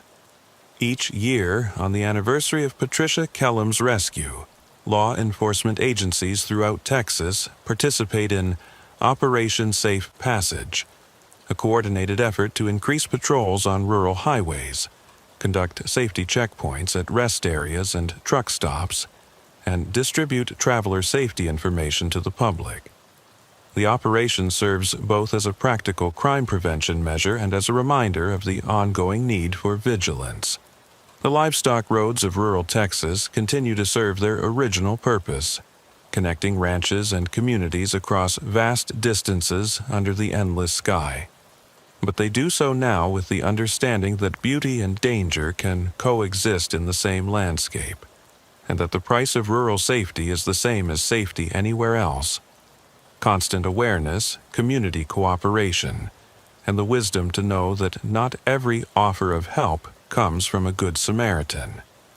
For those who knew the victims, for the law enforcement officers who worked the case, and for the communities that were forever changed by the revelation of systematic predation in their midst, the Hutchins case serves as a permanent reminder that evil can adapt to any environment, and that the vigilance required to maintain safety must be as persistent as the threats it seeks to counter. The story of Bobby Ray Hutchins and his reign of terror on the livestock roads of Texas will be remembered not just as a crime story, but as a turning point in rural America's understanding of safety, technology, and the complex relationship between isolation and vulnerability. It stands as a testament to the dedication of law enforcement officers who refused to accept easy explanations for complex crimes, and to the resilience of communities that learned to balance traditional hospitality with modern awareness of the dangers that can hide behind a friendly face and an offer of assistance. In the end, the most lasting legacy of the case may be the understanding that rural America, like every other part of the modern world, must constantly evolve its approaches to safety and security in response to evolving threats. The livestock roads remain as beautiful and essential as ever, but they are traveled now by people who understand that preparation, awareness, and community support are not signs of paranoia, but essential elements of responsible rural living. The cattle still move along these ancient paths, following routes established by generations of ranchers who understood the land and its rhythms. But their movement is now observed by law enforcement officers who know that predators, too, can learn to follow established patterns, and that the price of keeping rural America safe is the willingness to remain always watchful, always prepared, and always ready to protect those who travel through the vast, beautiful, and occasionally dangerous landscape that defines the heart of Texas. Sheriff Rebecca Martinez had always believed that the worst corruption in law enforcement happened in big cities, where millions of dollars in drug money and organized crime created temptations that small-town officers would never face. After 18 years serving Cottonwood County, Texas, a rural jurisdiction of 12,000 residents spread across 800 square miles of ranch land and oil fields, she thought she understood the limits of rural crime. Cattle rustling, domestic violence, the occasional meth lab hidden in an abandoned farmhouse. Simple crimes with simple motives, investigated by officers who knew every family in the county, and whose biggest ethical challenge was avoiding conflicts of interest in a community where everyone was related by blood or marriage. That comfortable assumption died on a cold February morning in 2020, when Martinez received a phone call that would ultimately expose a conspiracy of corruption, murder, and cover-up spanning 3 decades and reaching into the highest levels of county government. "Sheriff, we got a problem out at the old Morrison place." Deputy Jake Wilson's voice crackled through the radio, his usual steady professionalism replaced by something that sounded like barely controlled panic. "You need to get out here right now, and Sheriff, you might want to call the state police. This is bigger than anything we can handle." The Morrison property sat 15 miles northeast of Cottonwood, the county seat, on a section of land that had been in the same family since the 1890s. Edgar Morrison had been the county's most successful rancher until his death 3 years earlier, leaving behind a sprawling operation that included 5,000 acres of grazing land, oil and gas leases worth millions, and enough political influence to have 3 county commissioners and a state legislator as regular guests at his annual barbecue.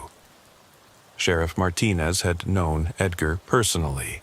He'd been one of her early supporters when she ran for office, contributing generously to her campaign and vouching for her qualifications with voters who weren't sure they wanted a female sheriff. His death from a heart attack at age 78 had been mourned throughout the county, and his funeral had drawn politicians and business leaders from across East Texas. Now, apparently, something had been discovered on Edgar's former property that had reduced Deputy Wilson, a 15-year veteran of the department, to near panic. Martinez drove through the crisp February morning, past dormant cotton fields and cattle pastures where Angus and Hereford cattle clustered around stock tanks and hay feeders. The landscape was brown and stark in winter, but she could see the subtle green beginning to show in the grass where warmer temperatures were encouraging new growth. This was her county. Every road and landmark familiar after nearly 2 decades of patrolling its boundaries. The Morrison Ranch House sat on a slight rise overlooking a creek bottom where massive cottonwood trees provided shade in summer and shelter for cattle in winter. It was a substantial structure built in the 1940s, white limestone with a red tile roof and a wraparound porch that spoke of prosperity and permanence. Edgar's widow had moved to a retirement community in Tyler after his death, and the property was being prepared for sale by the family's attorney. Deputy Wilson met Martinez at the front gate, his face pale despite the cool morning air. Behind him, she could see crime scene tapes stretched around a large area behind the house, and the distinctive white van of the county coroner parked near what appeared to be a construction site. "What do we have, Jake?" Martinez asked, noting the way her deputy's hands shook slightly as he consulted his notepad. "Family hired a contractor to install a swimming pool behind the house. Wilson explained, his voice tight. They were excavating for the foundation when they hit something about 4 feet down. Contractor thought it was an old septic system at first, so he called the health department to check on permits. Health inspector took one look and called us. And? It's not a septic system, Sheriff. It's a burial site. Multiple victims. Looks like they've been there for years, maybe decades. Martinez felt that familiar cold sensation in her stomach that came with cases that were about to get complicated in ways she couldn't yet imagine. How many? Coroner's still working, but initial examination suggests at least 6 individuals, adults and children. And Sheriff Wilson paused, looking even more uncomfortable. There's something else. The contractor found this buried with the remains. He handed Martinez a sealed evidence bag containing a small metal object that made her blood run cold. It was a badge, tarnished with age, but still clearly identifiable as belonging to the Cottonwood County Sheriff's Department. The badge number was 0003, which Martinez recognized immediately. It had belonged to Thomas Brennan, Edgar Morrison's brother-in-law, who had served as sheriff from 1985 to 1998. Jesus Christ, Martinez whispered, staring at the badge that represented not just evidence of murder, but the first indication that the corruption she was about to uncover reached into the very heart of her department's history. The crime scene behind the Morrison house was unlike anything Martinez had encountered in her career. The excavation had revealed what appeared to be a carefully constructed burial site, with remains arranged in a systematic pattern that suggested deliberate planning rather than hasty disposal. Dr. Sarah Chen, the county medical examiner, was working methodically to document and recover the remains while preserving as much forensic evidence as possible. Initial examination suggests these individuals died at different times over a period of several years, Dr. Chen reported as Martinez surveyed the scene. The varying states of decomposition and different burial techniques indicate this site was used repeatedly, probably over a decade or more. Any indication of cause of death? Too early to say definitively, but I'm seeing evidence of trauma on several of the remains. Gunshot wounds, blunt force trauma. These people didn't die from natural causes. Martinez organized a systematic search of the entire Morrison property, bringing in additional resources from the Texas Rangers and the State Crime Lab. The investigation expanded beyond the initial burial site, as ground-penetrating radar revealed anomalies in several other locations around the ranch. Over the next 3 days, the search uncovered 2 additional burial sites containing a total of 11 more bodies. The victims ranged in age from children to elderly adults, and preliminary examination suggested they had been killed over a period spanning from the late 1980s to the early 2000s. The systematic nature of the burials and the location on one of the county's most prominent properties indicated a level of organization and protection that could only have been possible with law enforcement involvement. The discovery of Sheriff Brennan's badge among the remains was the first piece of evidence directly linking the murders to official corruption, but it was far from the last. As forensic investigators processed the crime scenes, they found additional items that painted a disturbing picture of law enforcement complicity in systematic murder. A second badge, this one belonging to Deputy Chief Ray Patterson, who had served under Brennan throughout the 1990s. An evidence bag containing driver's licenses from victims, stamped with the official seal of the Cottonwood County Sheriff's Department. Most damning was a handwritten log, preserved in a waterproof container, that documented dates, names, and what appeared to be payment amounts associated with each burial. "This isn't random violence," Martinez told the Texas Ranger captain who was now leading the investigation. "This is organized crime with law enforcement protection.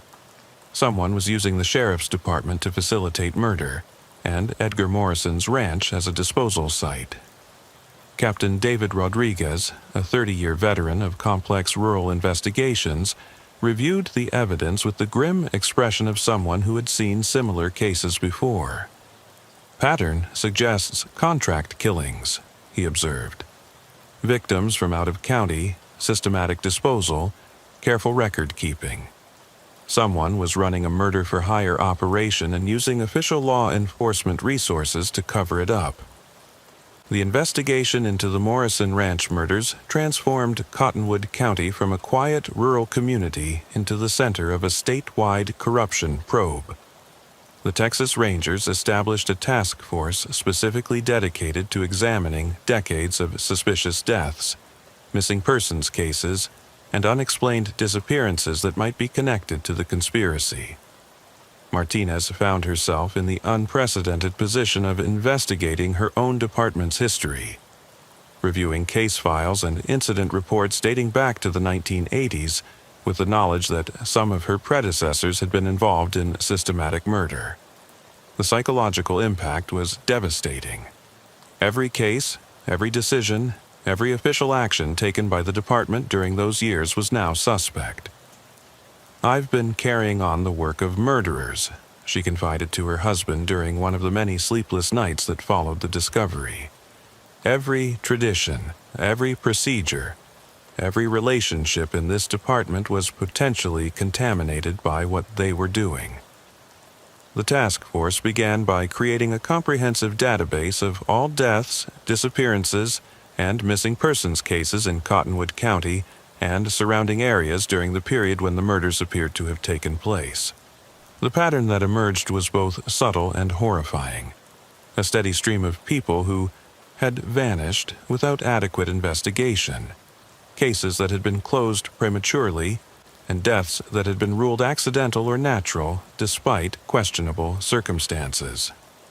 Dr. Martinez, a forensic anthropologist brought in from the University of Texas to assist with victim identification, made discoveries that expanded the scope of the investigation even further. "These remains show evidence of professional disposal techniques," she reported during a briefing with the task force.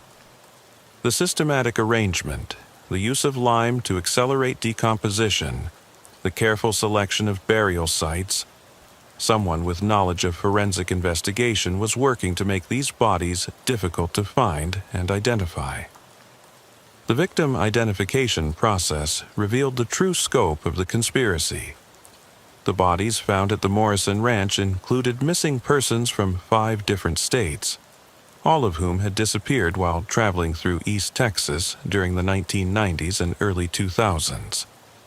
Business travelers, families on vacation, individuals relocating for jobs, all had vanished without trace in what had been dismissed as routine missing persons cases.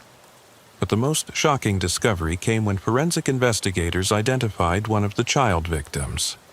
8-year-old Maria Santos had been reported missing from a rest stop near the Louisiana border in 1995.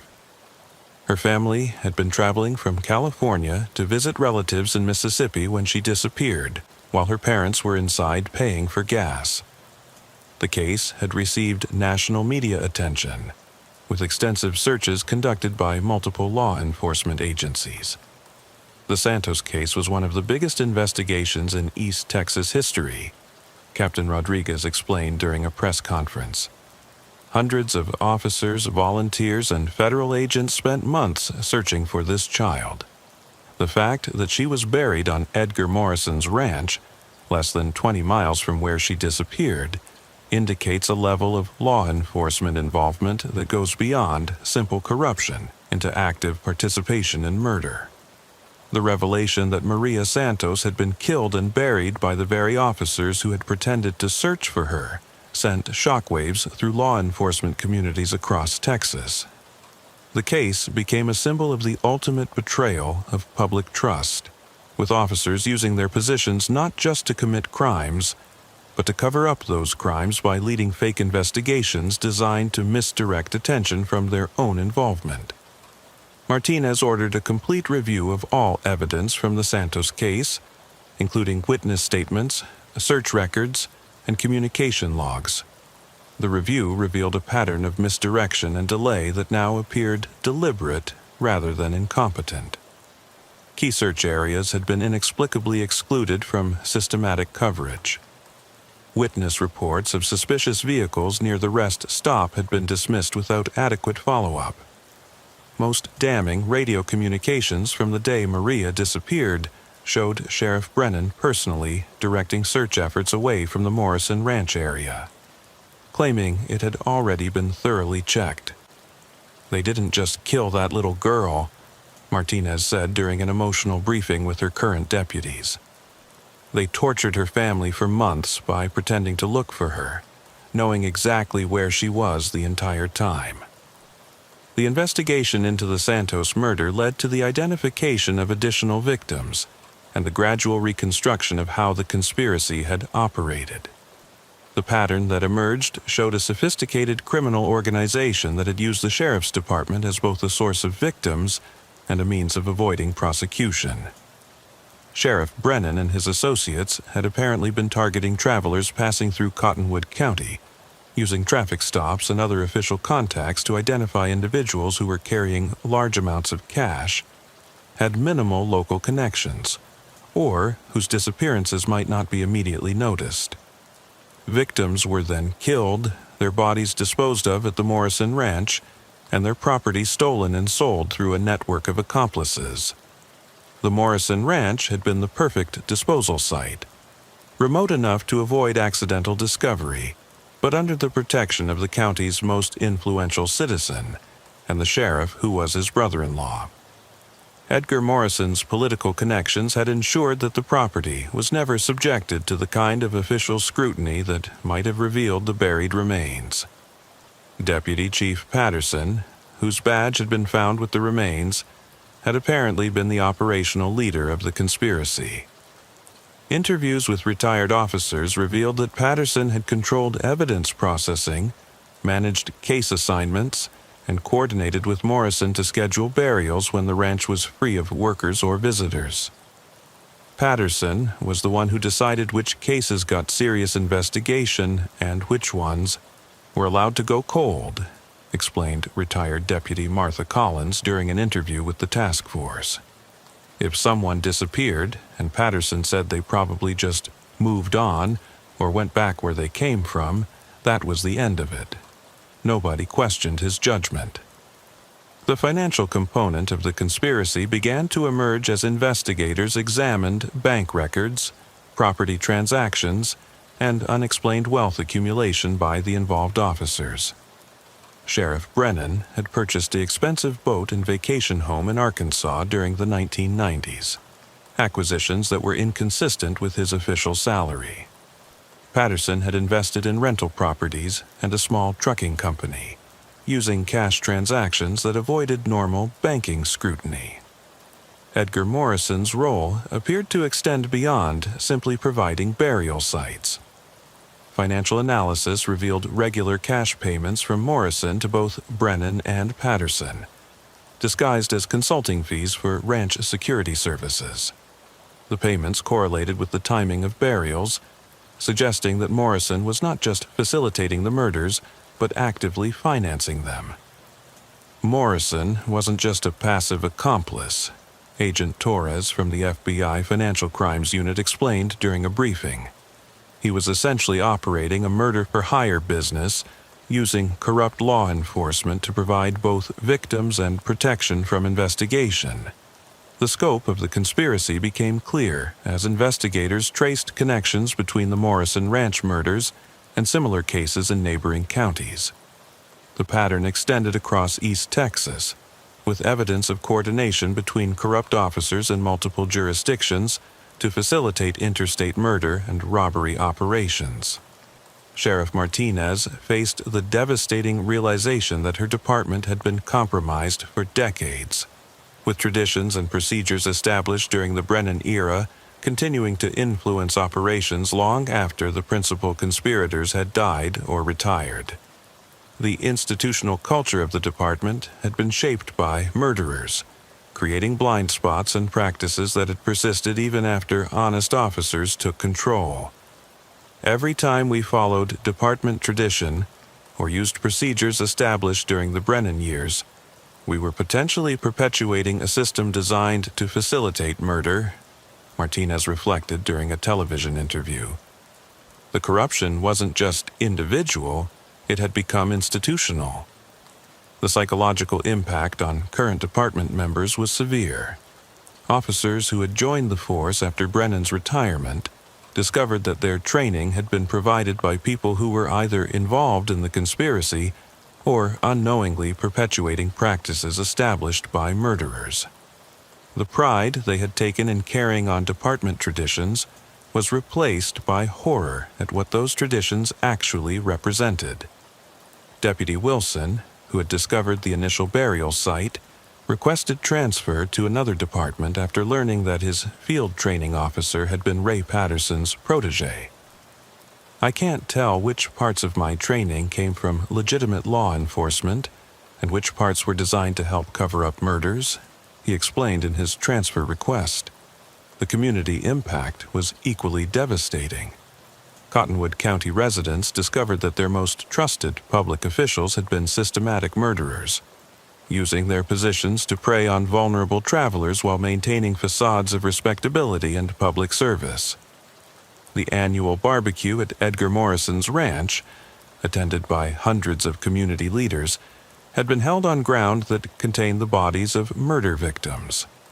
Local business leaders who had been Morrison's friends and political allies found themselves under scrutiny for possible knowledge of or involvement in the conspiracy. The county commissioner, who had been Morrison's closest political associate, was arrested when investigators discovered he had helped arrange fake bills of sale for stolen vehicles belonging to murder victims. Mayor Patricia Gonzalez, whose family had been friends with the Morrisons for 3 generations, struggled with the revelation that her childhood memories of pleasant visits to the ranch were connected to a site of systematic murder. I played in those fields where they buried those people, she said during a town hall meeting. My children had birthday parties at that house. How do you process something like that? The investigation revealed that the conspiracy had extended into multiple areas of county government. The county judge who had overseen Morrison's estate after his death had been involved in covering up financial irregularities that were now understood to be connected to the murder operation. The district attorney who had prosecuted cases during the Brennan era had been suspiciously ineffective in cases involving serious crimes that might have exposed the conspiracy. Dr. Richardson, the forensic psychiatrist who had studied the earlier Hutchins case, was brought in to help understand the psychology of institutional corruption on the scale revealed in Cottonwood County. His analysis revealed how corruption could become self-perpetuating within small organizations where personal relationships and shared secrets created powerful incentives for continued participation. The Morrison Ranch conspiracy represents a perfect storm of rural corruption, Dr. Richardson explained during a presentation to law enforcement professionals. Small departments with limited oversight, powerful local figures with economic and political influence, and a closed community culture that discourages questioning authority figures. Once the conspiracy was established, it became nearly impossible for honest officers to challenge it without destroying their careers and potentially their lives. The investigation also revealed the vulnerability of travelers in rural areas where corrupt law enforcement could operate with impunity. The victims of the Morrison Ranch murders had been selected specifically because they were outsiders with limited local connections, making them perfect targets for officers who could control the investigation of their own crimes. Patricia Kellum, whose experience as a victim in the earlier Hutchins case had made her an advocate for travelers' safety, testified before the Texas legislature about the systemic vulnerabilities that both cases had exposed. Rural travelers face unique risks because they depend entirely on local law enforcement for protection, she explained. When that law enforcement is compromised, travelers become prey rather than protected citizens. The Morrison Ranch case prompted comprehensive reforms in rural law enforcement oversight and accountability. The Texas legislature passed the Rural Law Enforcement Transparency Act, requiring increased reporting and external oversight for small departments, particularly in cases involving missing persons and suspicious deaths. New protocols were established for investigating missing persons cases involving out-of-county victims, with mandatory notification of state authorities and requirements for independent review of cases that were closed without resolution. The reforms were designed to prevent the kind of systematic misdirection that had allowed the Morrison conspiracy to operate for decades. The property where the murders had taken place became the center of intense legal battles. Morrison's heirs attempted to distance themselves from the crimes, claiming they had no knowledge of their relatives' involvement in murder. However, financial analysis revealed that the family had benefited from the conspiracy through inflated land values and oil lease payments that were now understood to have been funded partially through murder proceeds. The state of Texas eventually seized the Morrison Ranch through asset forfeiture proceedings, arguing that the property had been used as an instrument of ongoing criminal enterprise. The legal precedent established by the seizure expanded law enforcement's ability to pursue assets connected to systematic corruption and murder. Victim families filed civil lawsuits against Morrison's estate, Cottonwood County, and other entities that had benefited from or facilitated the conspiracy. The lawsuits revealed additional details about the scope of the operation and the extent to which it had been protected by corruption throughout the local legal system. Maria Santos's parents, who had spent 25 years not knowing what had happened to their daughter, became the most visible advocates for justice and reform. Their lawsuit against Cottonwood County resulted in a multi-million-dollar settlement and established new protocols for missing children cases that required independent oversight and regular review by state authorities. "We trusted the system to find our daughter," Maria's father testified during court proceedings. "We never imagined that the people we were trusting had killed her and were laughing at us while we begged them for help." The emotional testimony from victim families had a profound impact on the community, forcing residents to confront not just the fact that murders had occurred, but that they had been perpetrated by people they had trusted and respected. The psychological processing of such systematic betrayal took years and required professional counseling services for many residents. Sheriff Martinez implemented comprehensive reforms designed to prevent future corruption and rebuild community trust in law enforcement. The department adopted new transparency measures, including body cameras for all officers, GPS tracking for all vehicles, and mandatory reporting of all contacts with out-of-county individuals. A civilian oversight board was established with authority to review all suspicious death and missing persons cases. The board included members from outside Cottonwood County to ensure independence from local political and social pressures that had facilitated the original conspiracy. "We had to essentially rebuild the department from the ground up," Martinez explained during a national conference on rural law enforcement reform. "Every procedure, every tradition, every relationship had to be examined and either reformed or eliminated. It was like performing surgery on ourselves while trying to continue providing public safety services."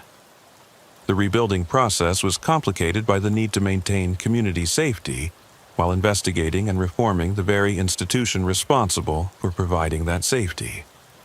Martinez had to balance the need for thorough investigation with the practical requirement of keeping deputies on patrol and responding to emergencies. Several veteran officers chose early retirement rather than undergo the intensive background investigations and psychological evaluations required for all department members. The exodus of experienced personnel created operational challenges, but also opportunities to establish new cultures and practices based on legitimate law enforcement principles rather than criminal conspiracy. The recruitment of new officers was particularly challenging, as qualified candidates were reluctant to join a department with such a tainted history. Martinez had to travel throughout Texas to find officers willing to transfer to Cottonwood County, often accepting lower salaries and dealing with community suspicion as a part of the rebuilding process. Training new officers required developing entirely new curricula that emphasized ethical decision-making, transparency, and accountability. The traditional field training programs that had been used for decades were abandoned in favor of approaches developed by police academies and departments with strong reputations for integrity. The community healing process was equally complex and ongoing. Town hall meetings were held regularly to discuss the investigation's progress and allow residents to express their feelings about the betrayal they had experienced. Mental health services were expanded to help people process the trauma of learning that their most trusted public officials had been systematic murderers. Religious leaders throughout the county struggled with their own connections to the conspiracy. Several pastors had been close friends with Edgar Morrison and had blessed the annual barbecues that were now understood to have been held on burial grounds. The spiritual dimensions of such systematic evil challenged theological understandings and required extensive counseling and prayer for many community members. The annual Morrison Barbecue, which had been a highlight of the county's social calendar for decades, was permanently discontinued. The site where it had been held was eventually converted into a memorial garden for the victims of the conspiracy, providing a place for reflection and remembrance rather than celebration. Economic impacts of the scandal were significant and long-lasting. Property values throughout the county declined as the national media attention made Cottonwood County synonymous with corruption and murder. Businesses dependent on outside customers, such as restaurants and motels, saw reduced patronage as people avoided the area. The oil and gas industry, which provided significant tax revenue for the county, was affected as companies became reluctant to invest in an area with such negative publicity. Several lease agreements were terminated or not renewed, creating budget challenges for county government that persisted for years. Tourism, which had been a growing part of the local economy based on the area's historical sites and outdoor recreation opportunities, virtually disappeared as potential visitors associated the county with murder and corruption rather than scenic beauty and rural hospitality. Recovery efforts focused on demonstrating that the county had learned from the scandal and implemented comprehensive reforms to prevent future corruption. A new economic development strategy emphasized transparency, accountability, and ethical governance as key selling points for potential investors and visitors. The Texas Rangers maintained a permanent presence in Cottonwood County for several years after the initial investigation, providing oversight and assistance as the local department rebuilt itself. The Rangers' involvement helped restore some community confidence in law enforcement while ensuring that reforms were properly implemented and maintained. Federal involvement in the case continued for years as investigators worked to identify additional victims and trace the full extent of the criminal network. The FBI's involvement brought resources and expertise that were essential for unraveling decades of systematic corruption and murder. Interstate cooperation became crucial as investigators discovered that the Morrison Ranch conspiracy had connections to similar operations in Louisiana, Arkansas, and Oklahoma. The network of corrupt law enforcement officers had apparently extended across state lines, facilitating the movement of victims and the disposal of evidence. The conviction of surviving conspirators was complicated by the passage of time and the death of key participants. Sheriff Brennan had died of natural causes in 2010, taking his secrets with him to the grave. Edgar Morrison's death in 2017 had eliminated the conspiracy's central figure before his role could be fully investigated. Ray Patterson, the former deputy chief whose badge had been found with the remains, was still alive but suffering from advanced dementia that made prosecution impossible. His condition prevented him from standing trial, but also meant that crucial information about the conspiracy's operations might never be recovered.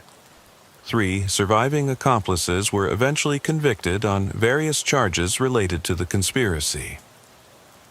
County Commissioner Frank Torres received a life sentence for his role in facilitating murders and covering up evidence. Former District Attorney Robert Mills was convicted of conspiracy and sentenced to 25 years in prison. Deputy Sheriff James Crawford, who had been Patterson's protege, was convicted of murder and sentenced to death. The trials revealed additional details about the conspiracy's operations, but also highlighted how much information had been lost due to the deaths of key participants and the passage of time. Many questions about specific victims and the full scope of the operation remained unanswered, creating ongoing frustration for victim families and investigators. Dr. Chen's forensic analysis of the remains continued for years after their initial discovery, as new techniques and technologies allowed for more detailed examination of evidence. Advanced DNA analysis led to the identification of additional victims and provided crucial evidence for the prosecutions of surviving conspirators. The scientific investigation became a case study in forensic anthropology and archaeology, with the techniques developed for the Morrison Ranch excavations being adopted by investigators working on similar cases throughout the United States. The systematic approach to recovering and analyzing decades-old remains set new standards for handling complex burial sites. Academic researchers from multiple universities studied the Morrison Ranch case as an example of institutional corruption and its long-term effects on communities. The case became a standard example in criminal justice programs, illustrating how corruption could become self-perpetuating within small organizations with limited external oversight. The psychological research conducted on the case revealed new insights into how communities process massive betrayals of trust by authority figures. The long-term effects on community cohesion, civic engagement, and trust in institutions provided valuable information for other communities dealing with similar scandals. Sheriff Martinez's leadership during the investigation and rebuilding process became a model for other law enforcement executives dealing with inherited corruption. Her approach of complete transparency, systematic reform, and community engagement was studied and emulated by departments throughout the United States.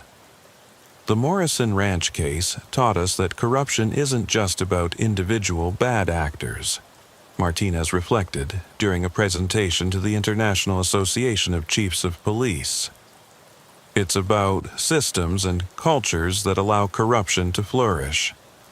Preventing future corruption requires not just punishing individual officers, but fundamentally changing the institutional environment that made their crimes possible. The memorial established for the victims of the Morrison Ranch conspiracy became a place of pilgrimage for families affected by similar crimes, and a symbol of the importance of maintaining vigilance against corruption in all its forms. The memorial includes the names of all identified victims and a commitment to continue working to identify those who remain unknown. Each year, on the anniversary of the discovery of the burial sites, Cottonwood County holds a memorial service that includes not just remembrance of the victims, but renewed commitment to the principles of transparency, accountability, and ethical governance that the reforms were designed to establish. Law enforcement agencies throughout Texas participate in annual training exercises based on lessons learned from the Morrison Ranch case. The exercises focus on recognizing signs of institutional corruption, maintaining ethical standards under pressure, and protecting vulnerable populations from predatory law enforcement officers. The case continues to influence law enforcement practices and community oversight throughout rural America. New officers receive training on the Morrison Ranch case, as an example of how corruption can develop and persist within small departments, and how individual officers have responsibilities to report and resist unethical practices. The landscape of Cottonwood County remains much the same as it was before the scandal. Rolling hills covered with cattle pastures and oil derricks, small towns connected by farm-to-market roads, communities where everyone knows everyone else. But the social fabric of the county was permanently altered by the revelation that systematic murder had been committed by the very people entrusted with protecting public safety. The Morrison Ranch House was eventually demolished, its limestone blocks used to construct the foundation of the county's new emergency services center. The symbolism was intentional, using materials from a site of corruption to build a facility dedicated to honest public service and community protection. The cottonwood trees that gave the county its name still line the creeks and provide shade for cattle during hot summer days.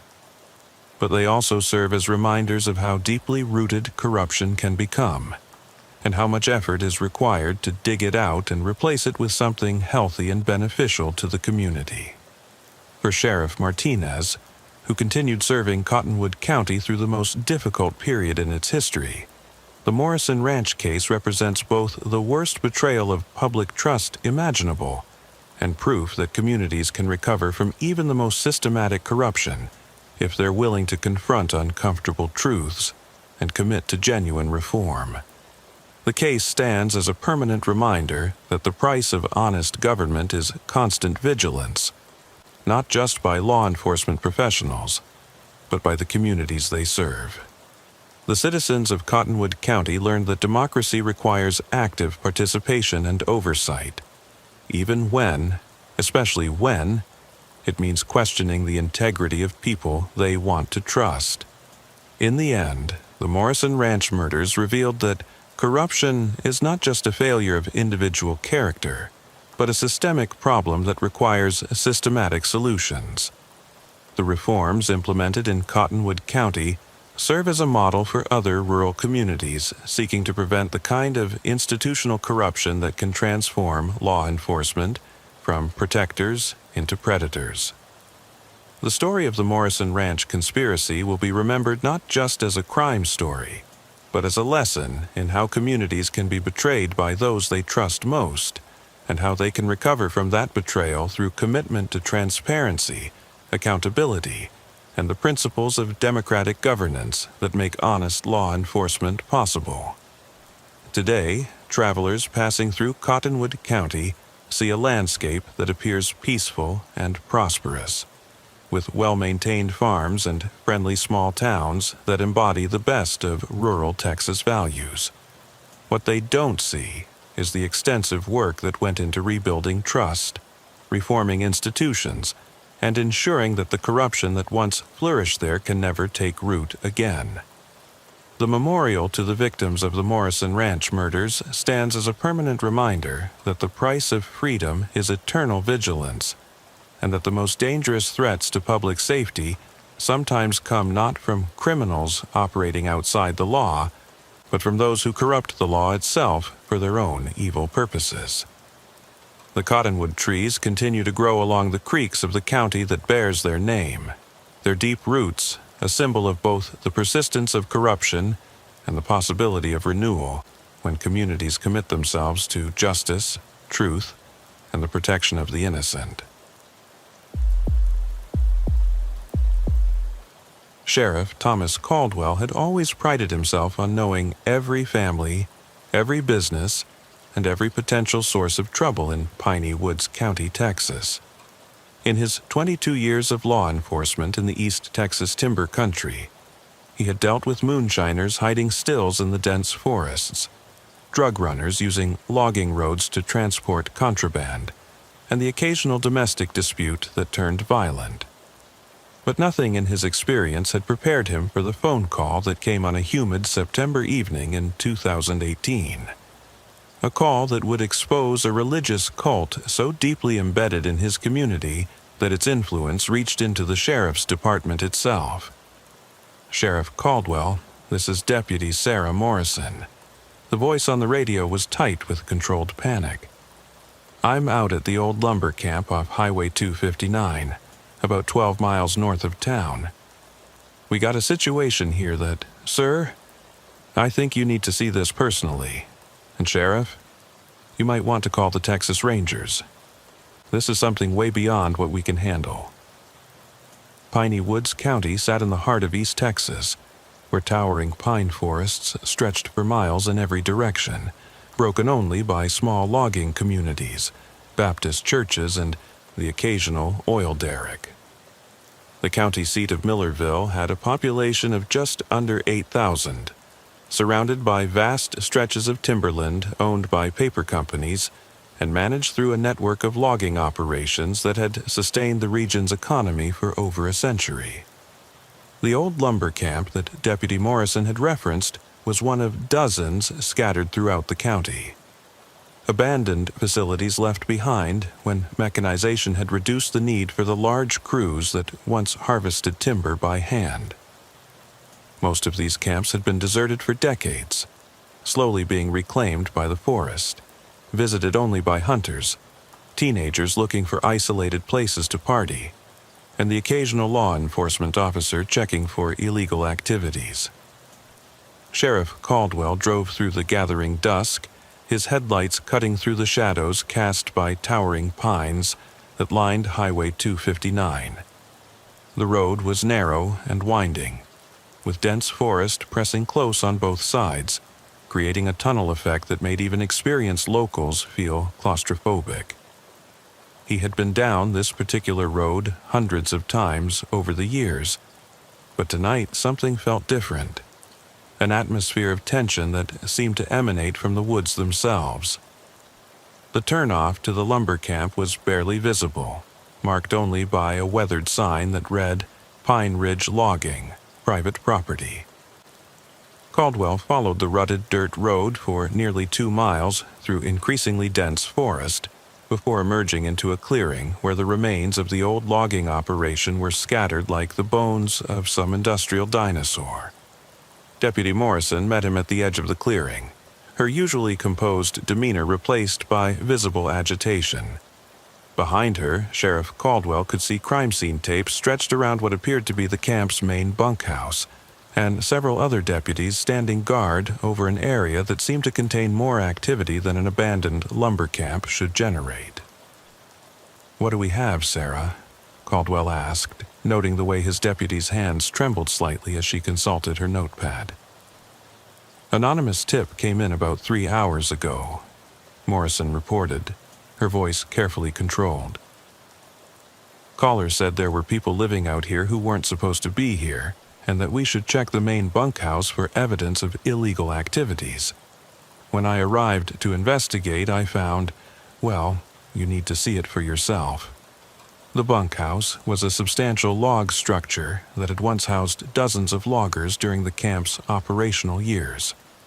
It should have been empty, filled with nothing but dust, wildlife, and the detritus left behind by decades of abandonment.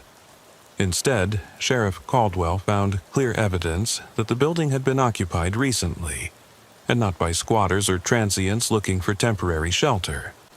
The interior of the bunkhouse had been extensively modified, with new partition walls creating smaller rooms, modern electrical wiring running along the ceiling, and what appeared to be a sophisticated ventilation system that had been carefully concealed from external view.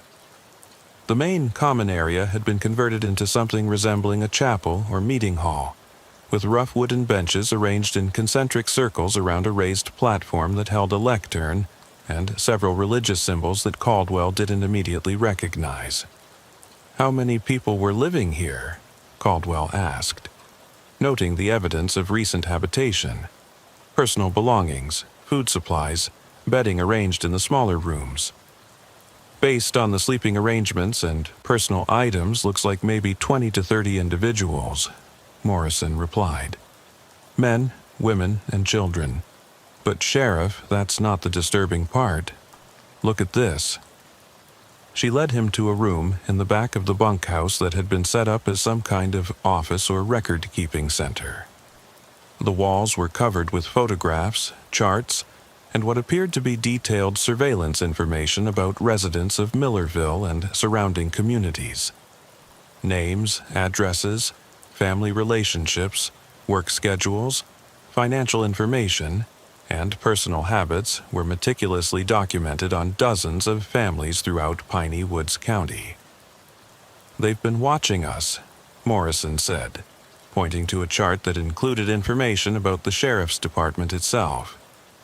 Look here, they have duty rosters, patrol schedules, personal information about every deputy. They know more about our operations than some of our own officers do. Sheriff Caldwell felt a chill that had nothing to do with the evening temperature as he examined the surveillance materials. The level of detail was extraordinary. Photographs taken with telephoto lenses, detailed notes about daily routines, financial records that could only have been obtained through illegal means. Most disturbing was a series of documents that appeared to be psychological profiles of community leaders, law enforcement officers, and prominent families with notations about potential vulnerabilities and methods of influence. This isn't just surveillance, Caldwell realized. This is intelligence gathering for some kind of operation. They've been planning something that requires detailed knowledge of everyone in the community. The investigation expanded rapidly as additional evidence was discovered throughout the lumber camp. A second building had been converted into what appeared to be a communal kitchen and dining facility, with supplies sufficient to feed a large group for an extended period. A third structure contained what looked like a combination armory and medical facility, with stockpiled weapons, ammunition, and medical supplies that suggested preparation for either extended isolation or armed conflict. Most unsettling was the discovery of a buried communications center, hidden beneath a false floor in one of the smaller buildings. The facility contained sophisticated radio equipment capable of monitoring law enforcement communications, intercepting cell phone calls, and maintaining contact with other locations across multiple states. The equipment was professional grade, far beyond what might be expected for an isolated religious community.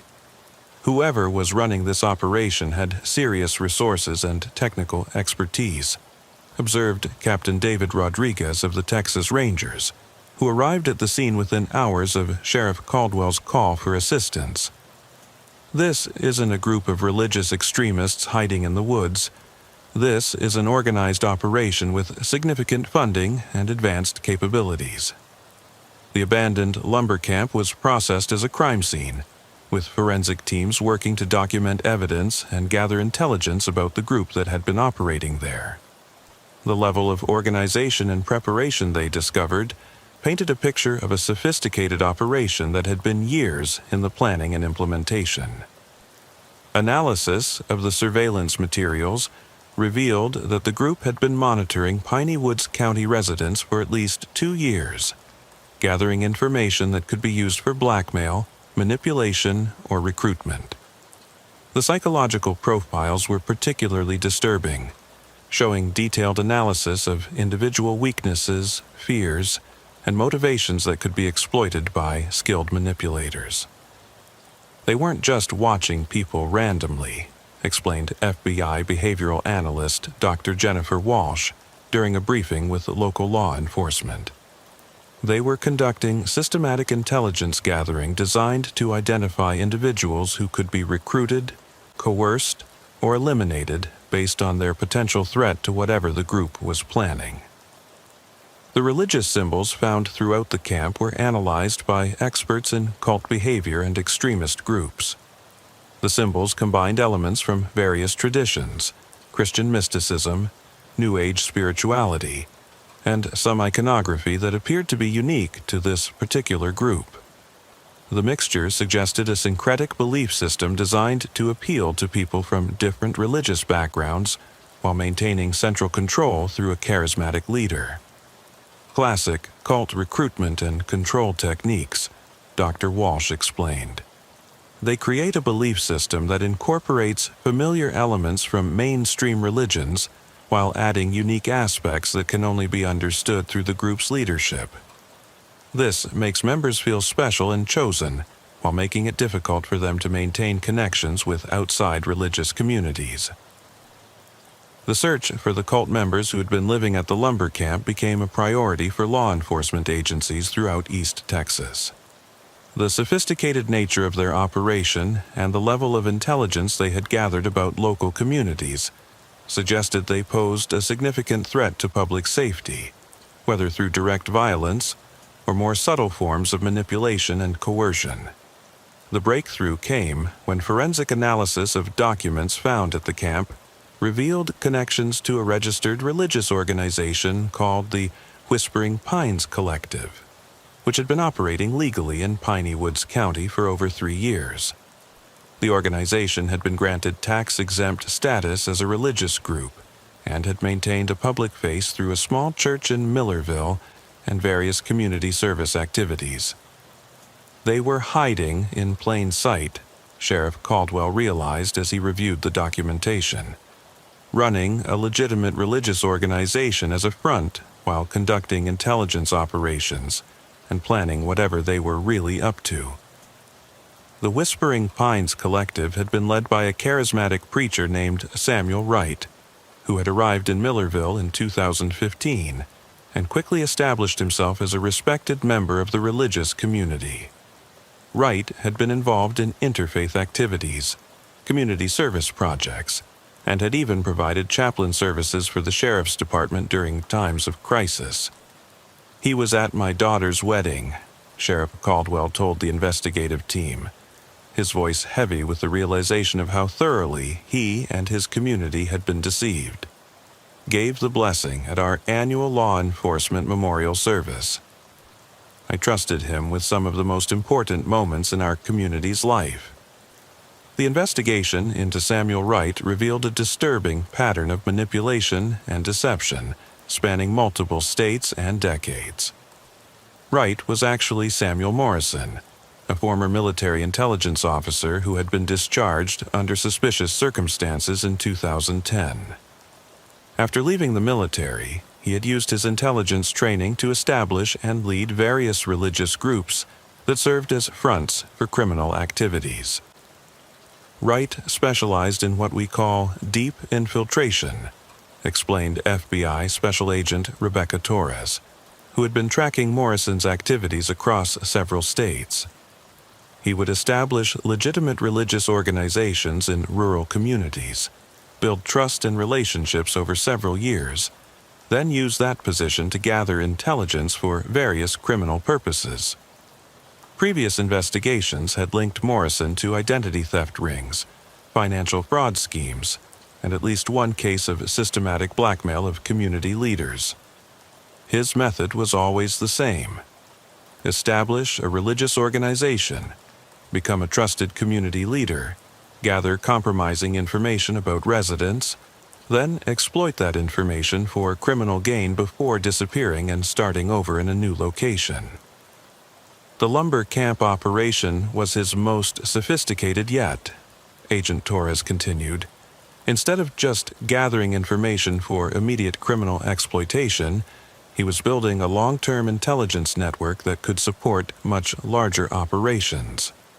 The search for Morrison and his followers intensified as law enforcement agencies recognized the potential threat posed by a cult leader with military intelligence training and access to advanced surveillance equipment.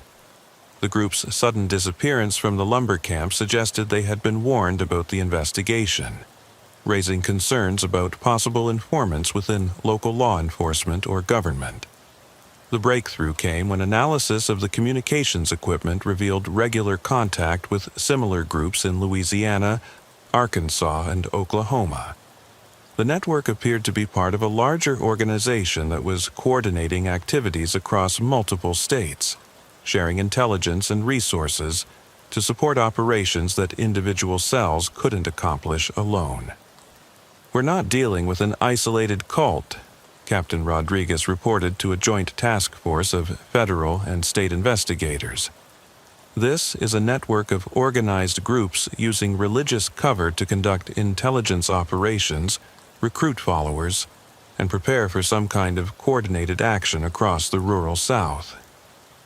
The investigation revealed that the Whispering Pines Collective was part of what Morrison called the New Covenant Network, a loose confederation of religious groups that shared an apocalyptic belief system centered on the coming collapse of the United States government and the need for true believers to establish independent communities that could survive the chaos. The network's ideology combined religious extremism with anti-government sentiment, survivalist philosophy, and elaborate conspiracy theories about government surveillance and control. Morrison preached that mainstream society was corrupt and doomed, and that only those who joined his network and followed his leadership would survive the coming catastrophe. Classic cult indoctrination techniques combined with military-style organization and planning, Dr. Walsh explained during a briefing on the network's operations. Morrison was preparing his followers for what he described as a holy war against corrupt government and society, but he was also using them to gather intelligence and resources that could be exploited for criminal purposes. The network's financial operations were particularly sophisticated, involving multiple shell companies, charitable organizations, and investment schemes that generated revenue while maintaining the appearance of legitimate religious activities. Morrison had been particularly skilled at identifying and recruiting individuals with valuable skills: accountants, technology specialists, former military personnel, who could contribute to the network's operations. He didn't just recruit followers, Agent Torres observed. He recruited assets, people who could provide specific capabilities that the network needed to achieve its goals. The manhunt for Morrison and his followers led to a series of raids on properties across 4 states, revealing the true scope of the new Covenant network. Law enforcement agencies discovered weapons caches, surveillance equipment, and detailed plans for what appeared to be a coordinated campaign of domestic terrorism targeting government facilities and law enforcement agencies. The plans revealed Morrison's ultimate goal: to provoke a violent government response that would validate his apocalyptic prophecies and trigger a broader uprising by anti-government groups throughout the rural South.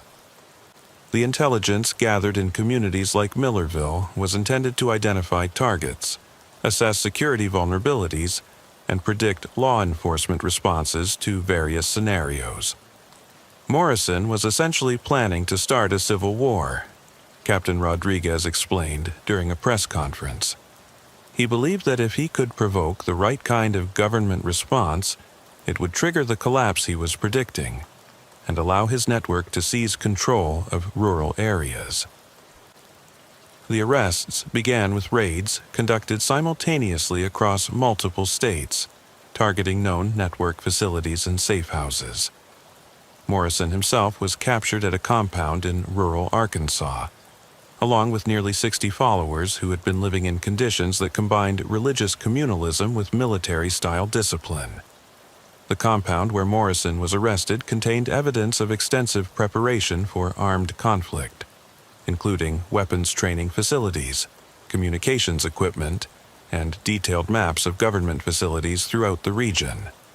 Followers had been organized into cells with specific responsibilities: intelligence gathering, recruitment, logistics, and what Morrison euphemistically called direct action. The level of organization was extraordinary, reported ATF Special Agent Michael Chen, who led the raid on the Arkansas compound. These weren't just religious extremists with guns. They were trained, disciplined, and prepared to carry out sophisticated operations against multiple targets.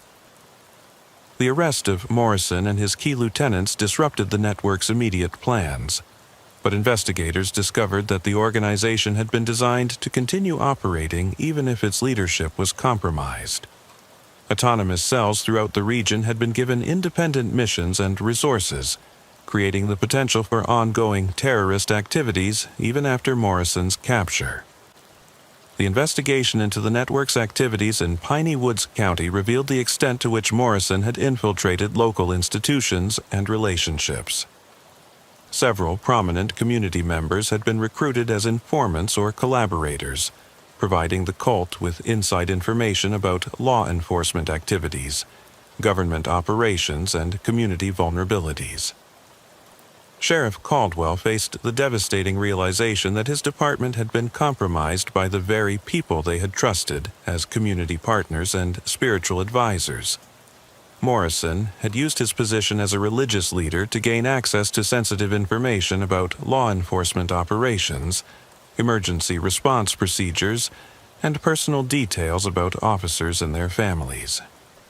He knew things about our department that only insiders should know, Caldwell reflected during a debriefing with federal investigators. Response times, patrol routes, personal information about deputies and their families.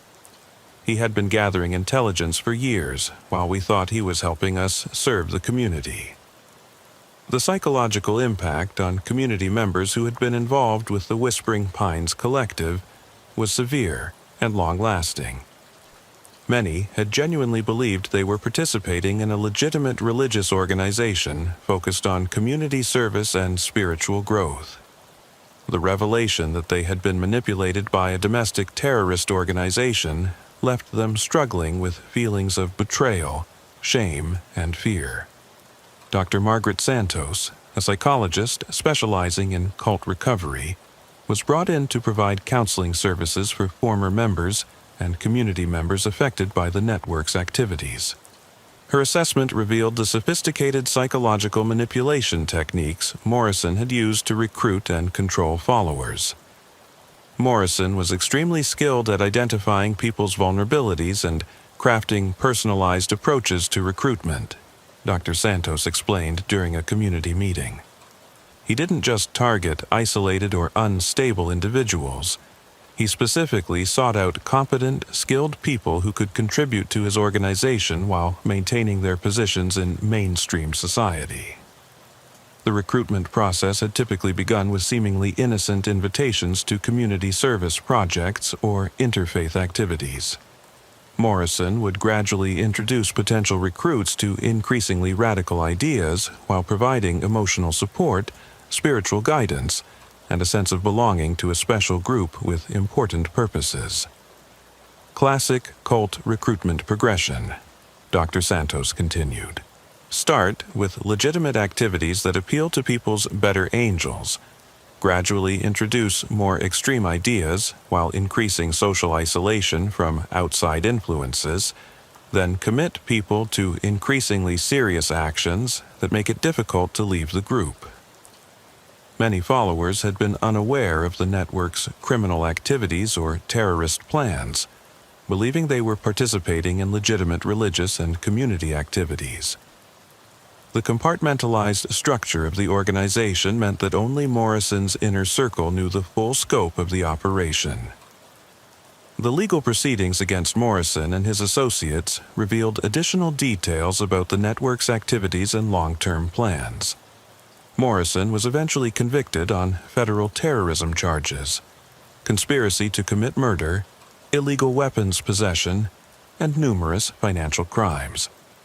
His sentence of life without parole reflected the seriousness of the threat his organization had posed to public safety.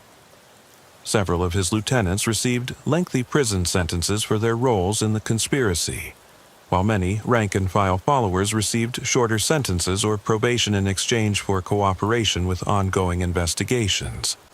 The legal process took several years and required extensive resources from multiple law enforcement agencies. The trials provided a comprehensive look at how domestic terrorist organizations could operate within rural communities, using religious cover and social manipulation to build support networks while preparing for violent action against government targets. The evidence presented during the proceedings became a valuable resource for law enforcement agencies working to identify and counter similar threats. Community recovery from the Morrison cult infiltration was a long and difficult process that required extensive external support and internal soul-searching. Residents of Piney Woods County had to confront the reality that they had been systematically deceived and manipulated by people they had trusted as spiritual leaders and community partners. It changed how we think about trust and community, explained Mayor Patricia Williams during a town hall meeting held 6 months after Morrison's arrest. We had to learn the difference between being welcoming to newcomers and being naive about people's true intentions. The county implemented new procedures for vetting organizations seeking to establish religious or community service operations, including background checks on leadership and ongoing monitoring of activities. While these measures were sometimes criticized as intrusive or discriminatory, most residents supported them as necessary precautions against future infiltration. Sheriff Caldwell instituted comprehensive reforms within his department to prevent future compromise by hostile organizations. New protocols required multiple layers of approval for sharing sensitive information with outside parties, and regular security assessments were implemented to identify potential vulnerabilities. We learned that community policing and openness, while essential for effective law enforcement, also create opportunities for sophisticated adversaries, Caldwell explained during a law enforcement conference. The key is finding the right balance between accessibility and security. The physical sites used by the Morrison Network were carefully processed for evidence and then secured or demolished to prevent their use by other criminal organizations. The lumber camp where the investigation began was eventually purchased by the county and converted into a training facility for emergency responders, symbolically transforming a site of planned terrorism into a resource for community protection. The Whispering Pines Church building in Millerville was sold and converted into a community center, with the proceeds used to fund counseling services for people affected by the cult's activities. The transformation of the building from a site of deception into a genuine community resource helped residents reclaim their sense of safety and trust. Federal agencies used the Morrison case to develop new training programs for local law enforcement on recognizing and countering domestic terrorist infiltration of rural communities.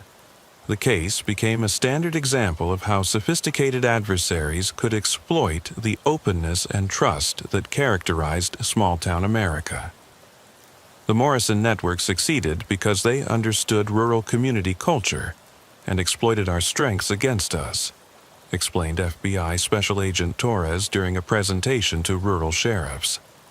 Our hospitality, our respect for religious belief, our assumption that people who help in the community have good intentions, all of these positive qualities were weaponized by a domestic terrorist organization. The training programs emphasize the importance of maintaining community openness while developing reasonable safeguards against infiltration and manipulation. Law enforcement officers learn to recognize signs of intelligence gathering, unusual interest in sensitive information, and attempts to build inappropriate relationships with law enforcement personnel. Religious communities throughout East Texas also had to grapple with the implications of the Morrison case for their own organizations and activities. Many churches and religious groups implemented new policies for background checking leaders, monitoring financial activities, and maintaining transparency in their operations. The Morrison case forced all of us to think more carefully about accountability and oversight within religious organizations, explained Reverend James Patterson, president of the East Texas Ministerial Alliance. We had to find ways to protect against infiltration and manipulation while preserving the spiritual freedom and autonomy that are essential to religious life. The broader implications of the case extended into discussions about domestic terrorism, religious extremism, and the vulnerabilities of rural communities to sophisticated criminal organizations. Academic researchers studied the case as an example of how modern terrorist groups could adapt traditional cult recruitment and control techniques for political purposes. Dr. Richardson, the forensic psychiatrist who had analyzed previous cases, conducted an extensive study of the Morrison Network's psychological manipulation techniques. His research revealed how military intelligence training could be adapted for cult leadership and domestic terrorism operations. Morrison represents a new category of domestic terrorist, Dr. Richardson wrote in his published analysis. He combined the psychological manipulation techniques of cult leaders with the organizational skills of military intelligence officers and the ideological framework of anti-government extremists.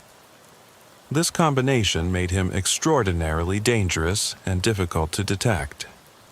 The study became required reading in law enforcement academies and provided valuable insights for agencies working to counter domestic terrorism threats.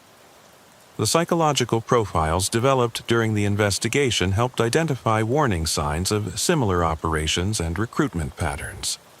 The Morrison case also influenced federal policy on monitoring domestic extremist groups and provided justification for increased resources dedicated to countering domestic terrorism.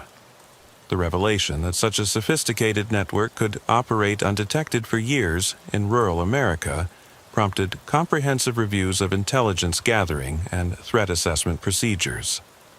Years after Morrison's conviction, the effects of his network's activities continued to influence life in Piney Woods County. The community had become more cautious about newcomers and more vigilant about protecting sensitive information. Changes that some residents viewed as unfortunate but necessary adaptations to modern security realities. "We lost some of our innocence," reflected longtime resident Maria Gonzalez during an interview on the 5th anniversary of Morrison's arrest. "We used to assume that people who came here with religious missions or community service goals had good intentions.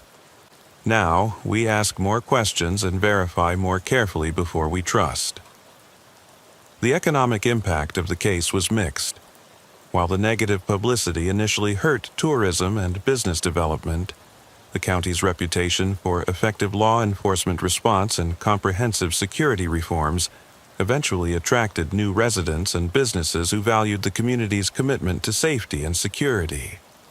The annual memorial service for victims of domestic terrorism, established after the Morrison case, became an important community event that brought together law enforcement, religious leaders, and residents to remember the lessons learned and renew commitments to vigilance and mutual protection.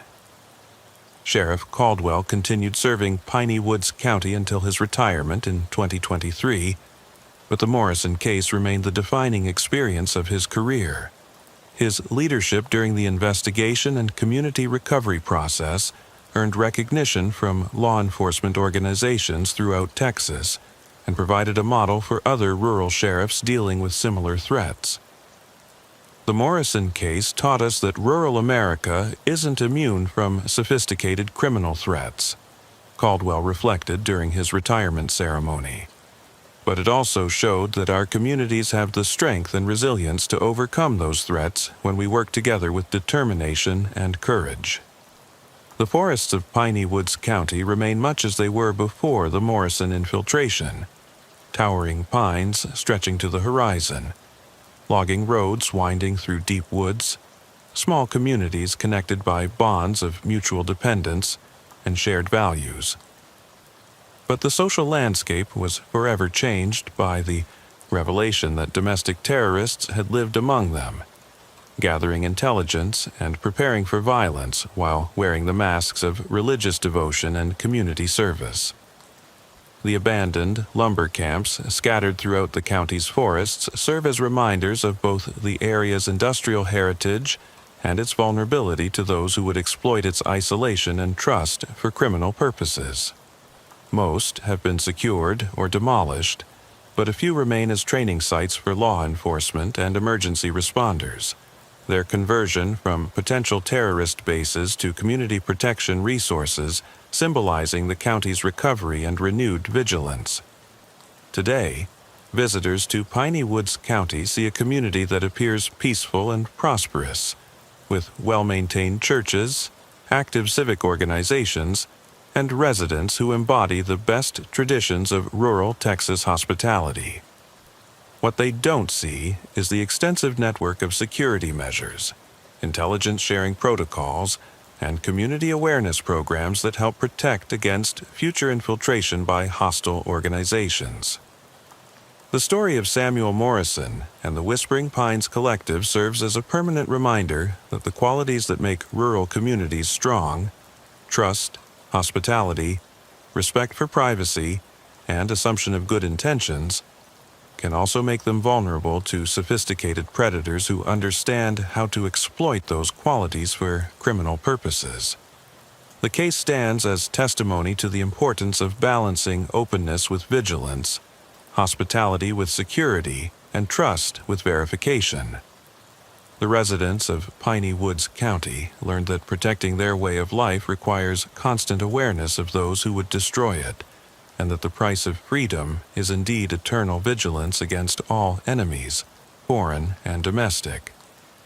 In the end, the Morrison case revealed that domestic terrorism is not just an urban phenomenon or a problem for federal agencies, but a threat that can emerge in any community where conditions allow sophisticated criminals to operate undetected.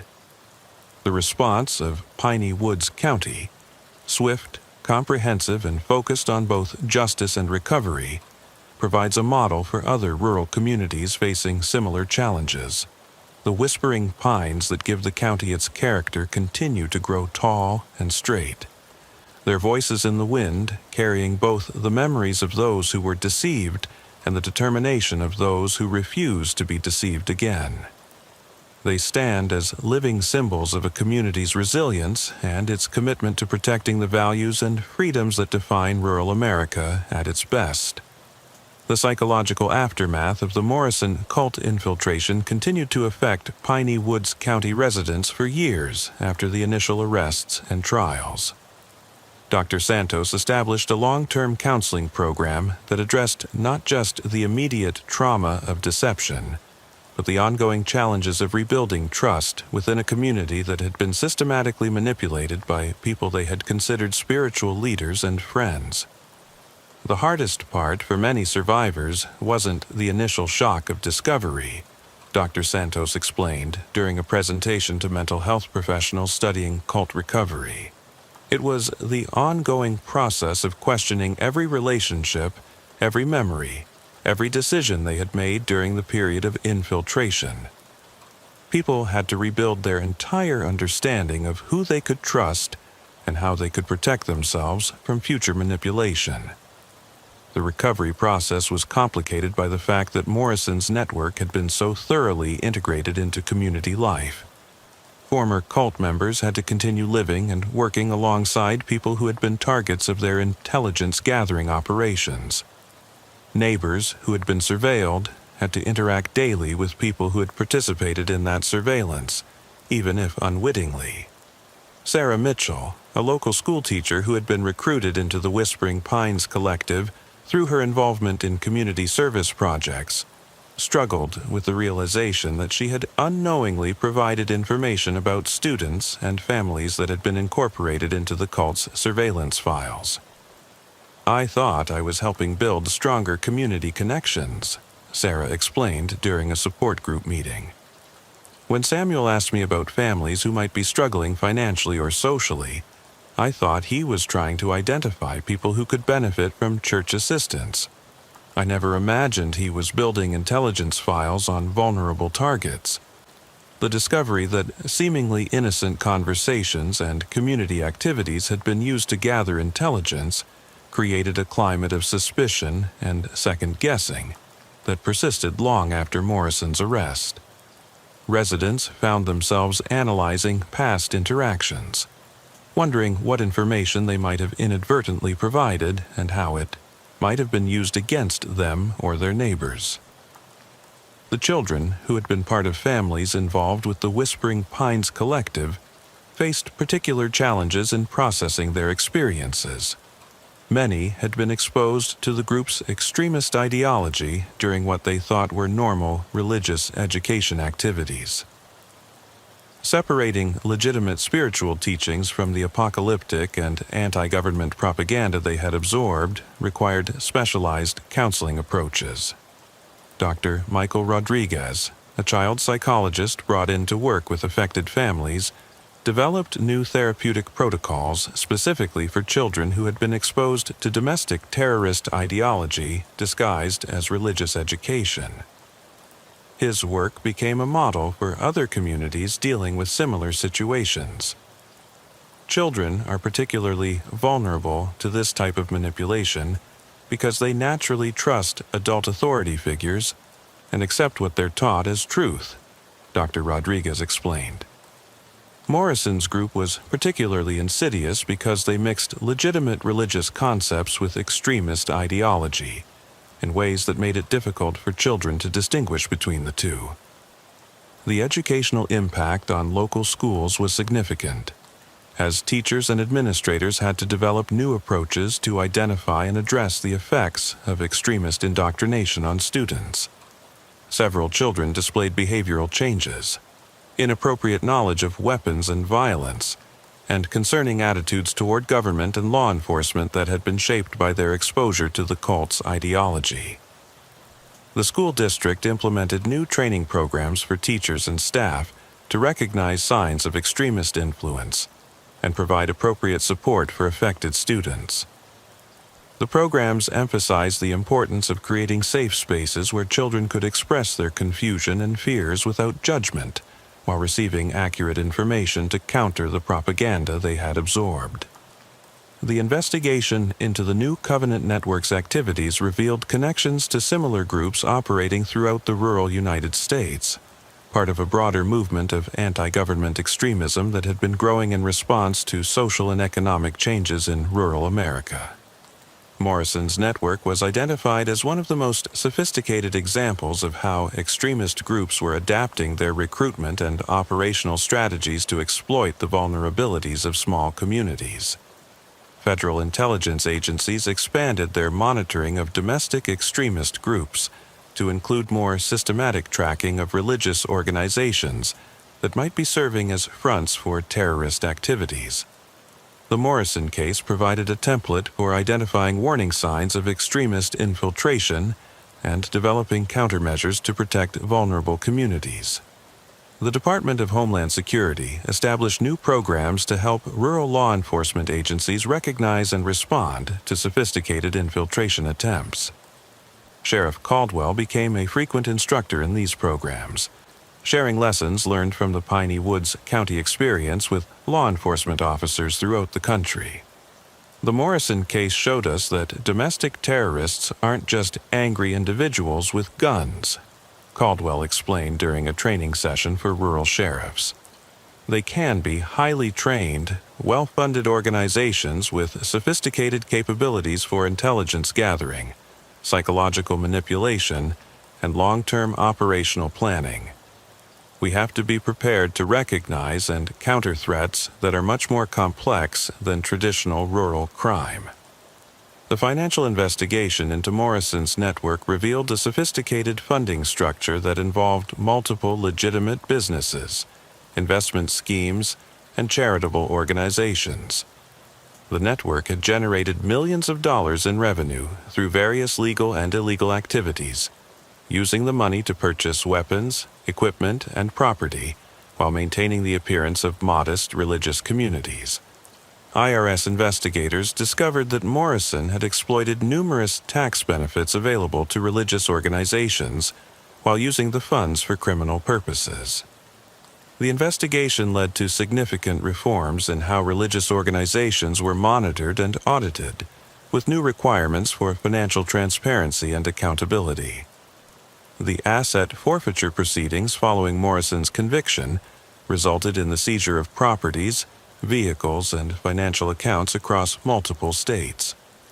The recovered assets were used to compensate victims of the network's activities and fund new programs for preventing and responding to domestic terrorist infiltration of rural communities. The media coverage of the Morrison case brought national attention to the vulnerabilities of rural communities to sophisticated criminal infiltration. Documentary filmmakers, journalists, and academic researchers descended on Piney Woods County to study how the network had operated undetected for so long and what lessons could be learned for protecting other communities. The attention was both beneficial and challenging for the community. While the coverage helped raise awareness about domestic terrorism threats and led to increased resources for rural law enforcement, it also created ongoing scrutiny and sometimes sensationalized portrayals of events that made recovery more difficult for some residents. Mayor Williams worked with media outlets to ensure that coverage focused on the community's response and recovery rather than just the sensational aspects of the cult's activities. Her efforts helped shape public understanding of the case as a story of resilience and effective law enforcement, rather than just a tale of deception and extremism. We didn't want to be known forever as the place where domestic terrorists operated, Williams explained. We wanted to be known as the community that identified the threat, responded effectively, and implemented measures to prevent it from happening again. The international implications of the Morrison case emerged as investigators discovered connections between the new Covenant network and extremist groups in other countries. The network had been part of a broader movement of rural extremism that was coordinating activities across national boundaries, sharing tactics and resources to support anti-government activities in multiple countries. Intelligence agencies in Canada, Australia, and several European countries reported similar patterns of religious extremist groups infiltrating rural communities and gathering intelligence for potential terrorist activities. The Morrison case became a model for international cooperation in countering domestic terrorism threats that operated across national boundaries. The academic study of the Morrison case contributed to new theories about how extremist movements adapt to changing social and technological conditions. Researchers identified the network's use of religious cover and community infiltration as representing an evolution in domestic terrorism tactics that was likely to become more common as traditional approaches became less effective. Dr. Richardson's continued research into the case revealed new insights into the psychology of extremist leadership and the methods used to recruit and control followers in rural communities. His work contributed to the development of new therapeutic approaches for cult survivors and more effective techniques for preventing extremist recruitment. Morrison represents a new generation of domestic terrorist leader, Dr. Richardson wrote in a follow-up study published 5 years after the initial case. He combined traditional cult leadership techniques with modern intelligence methods and extremist ideology to create an organization that was far more dangerous and sophisticated than previous domestic terrorist groups. The long-term law enforcement response to the Morrison case included the establishment of permanent task forces dedicated to monitoring domestic extremism in rural areas. These task forces combined federal resources with local expertise to identify and counter sophisticated infiltration attempts before they could become operational threats. Sheriff Caldwell's department became a model for rural law enforcement agencies, seeking to balance community engagement with security awareness. The protocols developed in Piney Woods County were adopted by sheriff's departments throughout Texas and other states as standard procedures for protecting against extremist infiltration.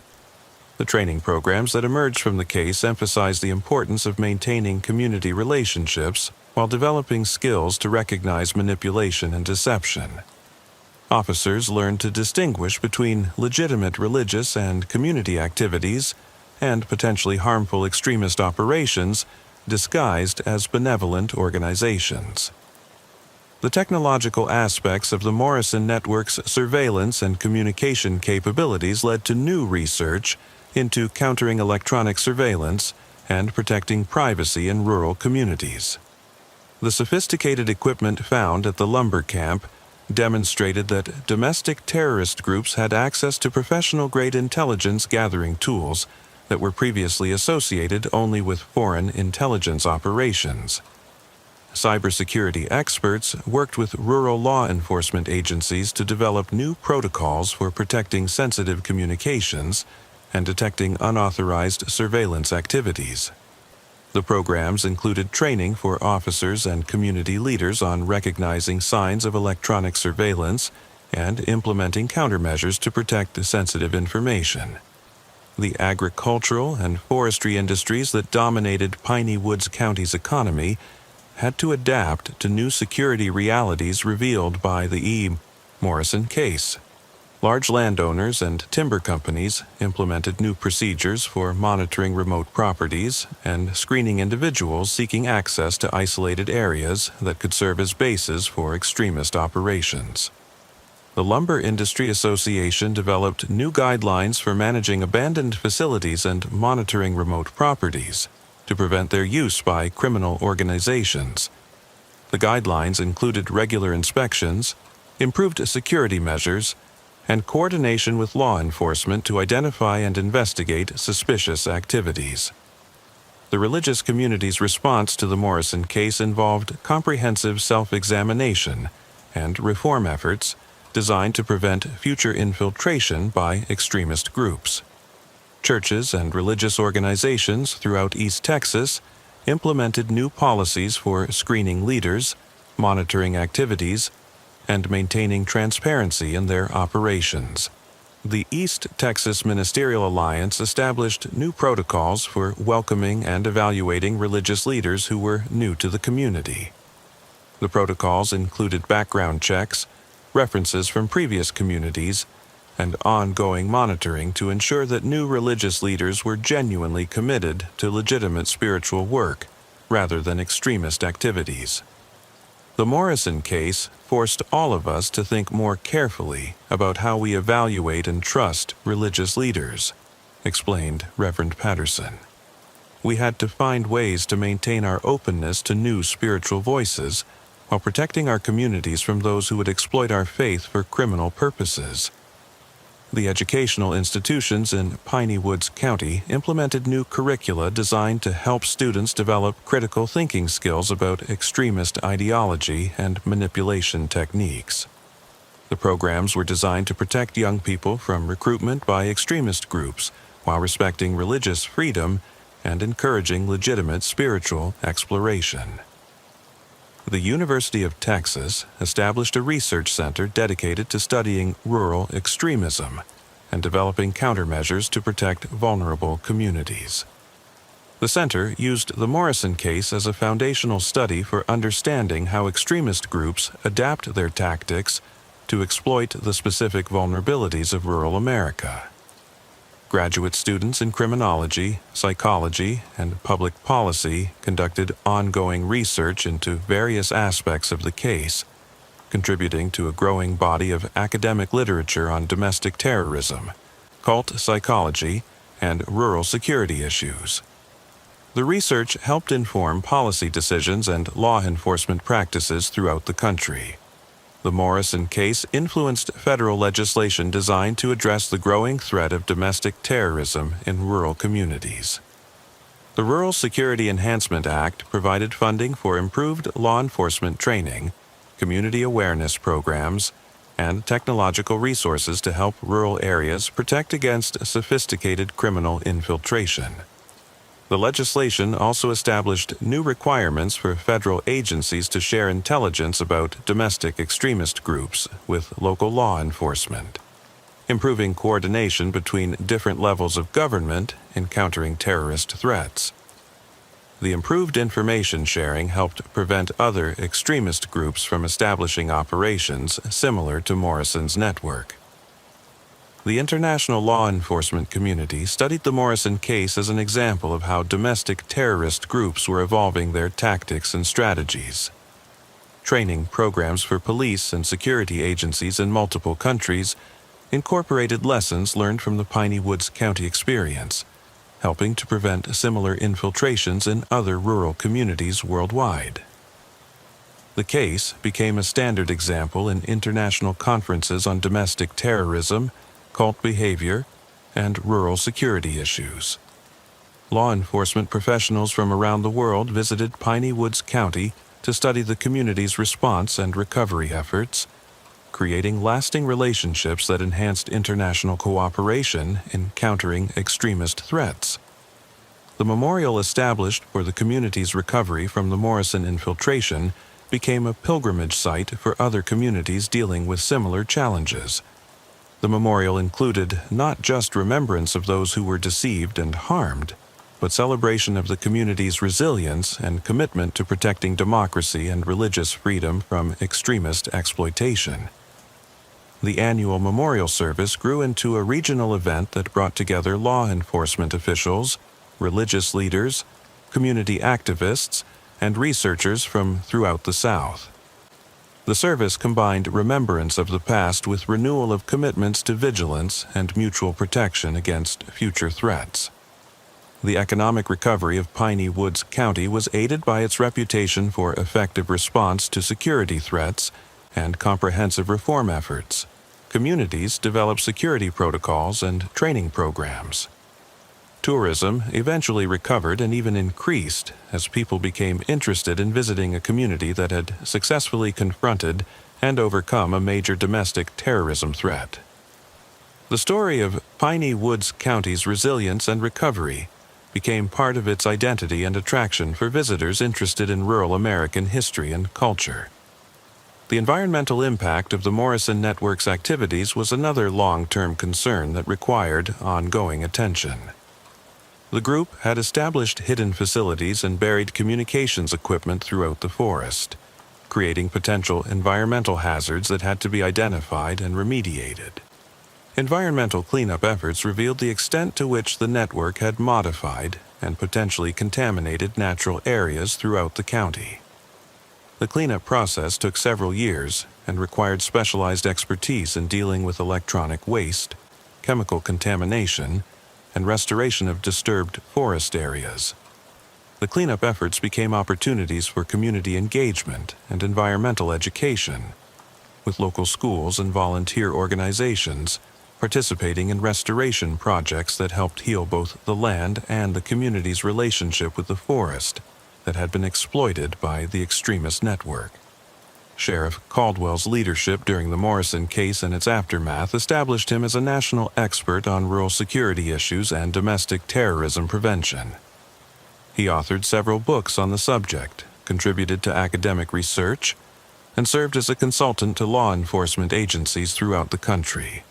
His memoir, Betrayed Trust, A Sheriff's Account of Domestic Terrorism in Rural America, became a bestseller and was adapted into a documentary film that brought national attention to the challenges facing rural law enforcement in an era of sophisticated criminal threats.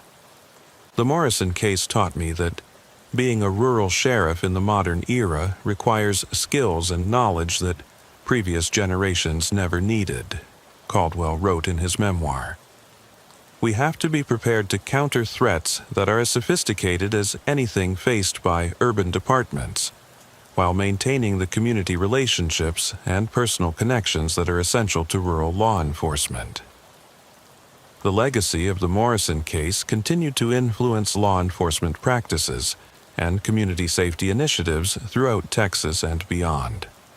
New officers received training on the case as part of their academy education, ensuring that future generations of law enforcement professionals understood the lessons learned and the ongoing vigilance required to protect rural communities. The case files and evidence from the Morrison investigation were preserved as a permanent resource for researchers, law enforcement trainers, and policymakers studying domestic terrorism and rural security issues. The comprehensive documentation of the network's activities and the community's response provided invaluable data for understanding and countering similar threats. The community of Piney Woods County eventually found ways to incorporate the lessons of the Morrison case into its ongoing identity and culture. The experience of confronting and overcoming a sophisticated domestic terrorism threat became a source of pride and strength, demonstrating the resilience and effectiveness of rural American communities when faced with existential challenges. The forests that had once hidden extremist training camps and surveillance equipment were restored to their natural state and returned to their traditional uses for recreation, timber production, and wildlife habitat. but they remain symbols of both vulnerability and resilience, reminding residents that constant vigilance was the price of maintaining their way of life. The whispering pines continued to grow, their voices in the wind now carrying not just the sounds of nature, but the collective memory of a community that had faced its darkest hour and emerged stronger, wiser, and more committed than ever to protecting the values and freedoms that define rural America at its best. Their whispers spoke of lessons learned, vigilance maintained, and determination to ensure that the trust and openness that make rural communities strong would never again be exploited by those who sought to destroy what they could not understand or control. The story of Samuel Morrison and the Whispering Pines Collective became more than just a crime story or a tale of law enforcement success. It became a testament to the strength of American democracy and the resilience of communities that refuse to surrender their values to extremism, regardless of the sophisticated masks that extremism might wear. The pines whispered of victory over those who would destroy from within, and of the eternal vigilance required to keep that victory secure for future generations.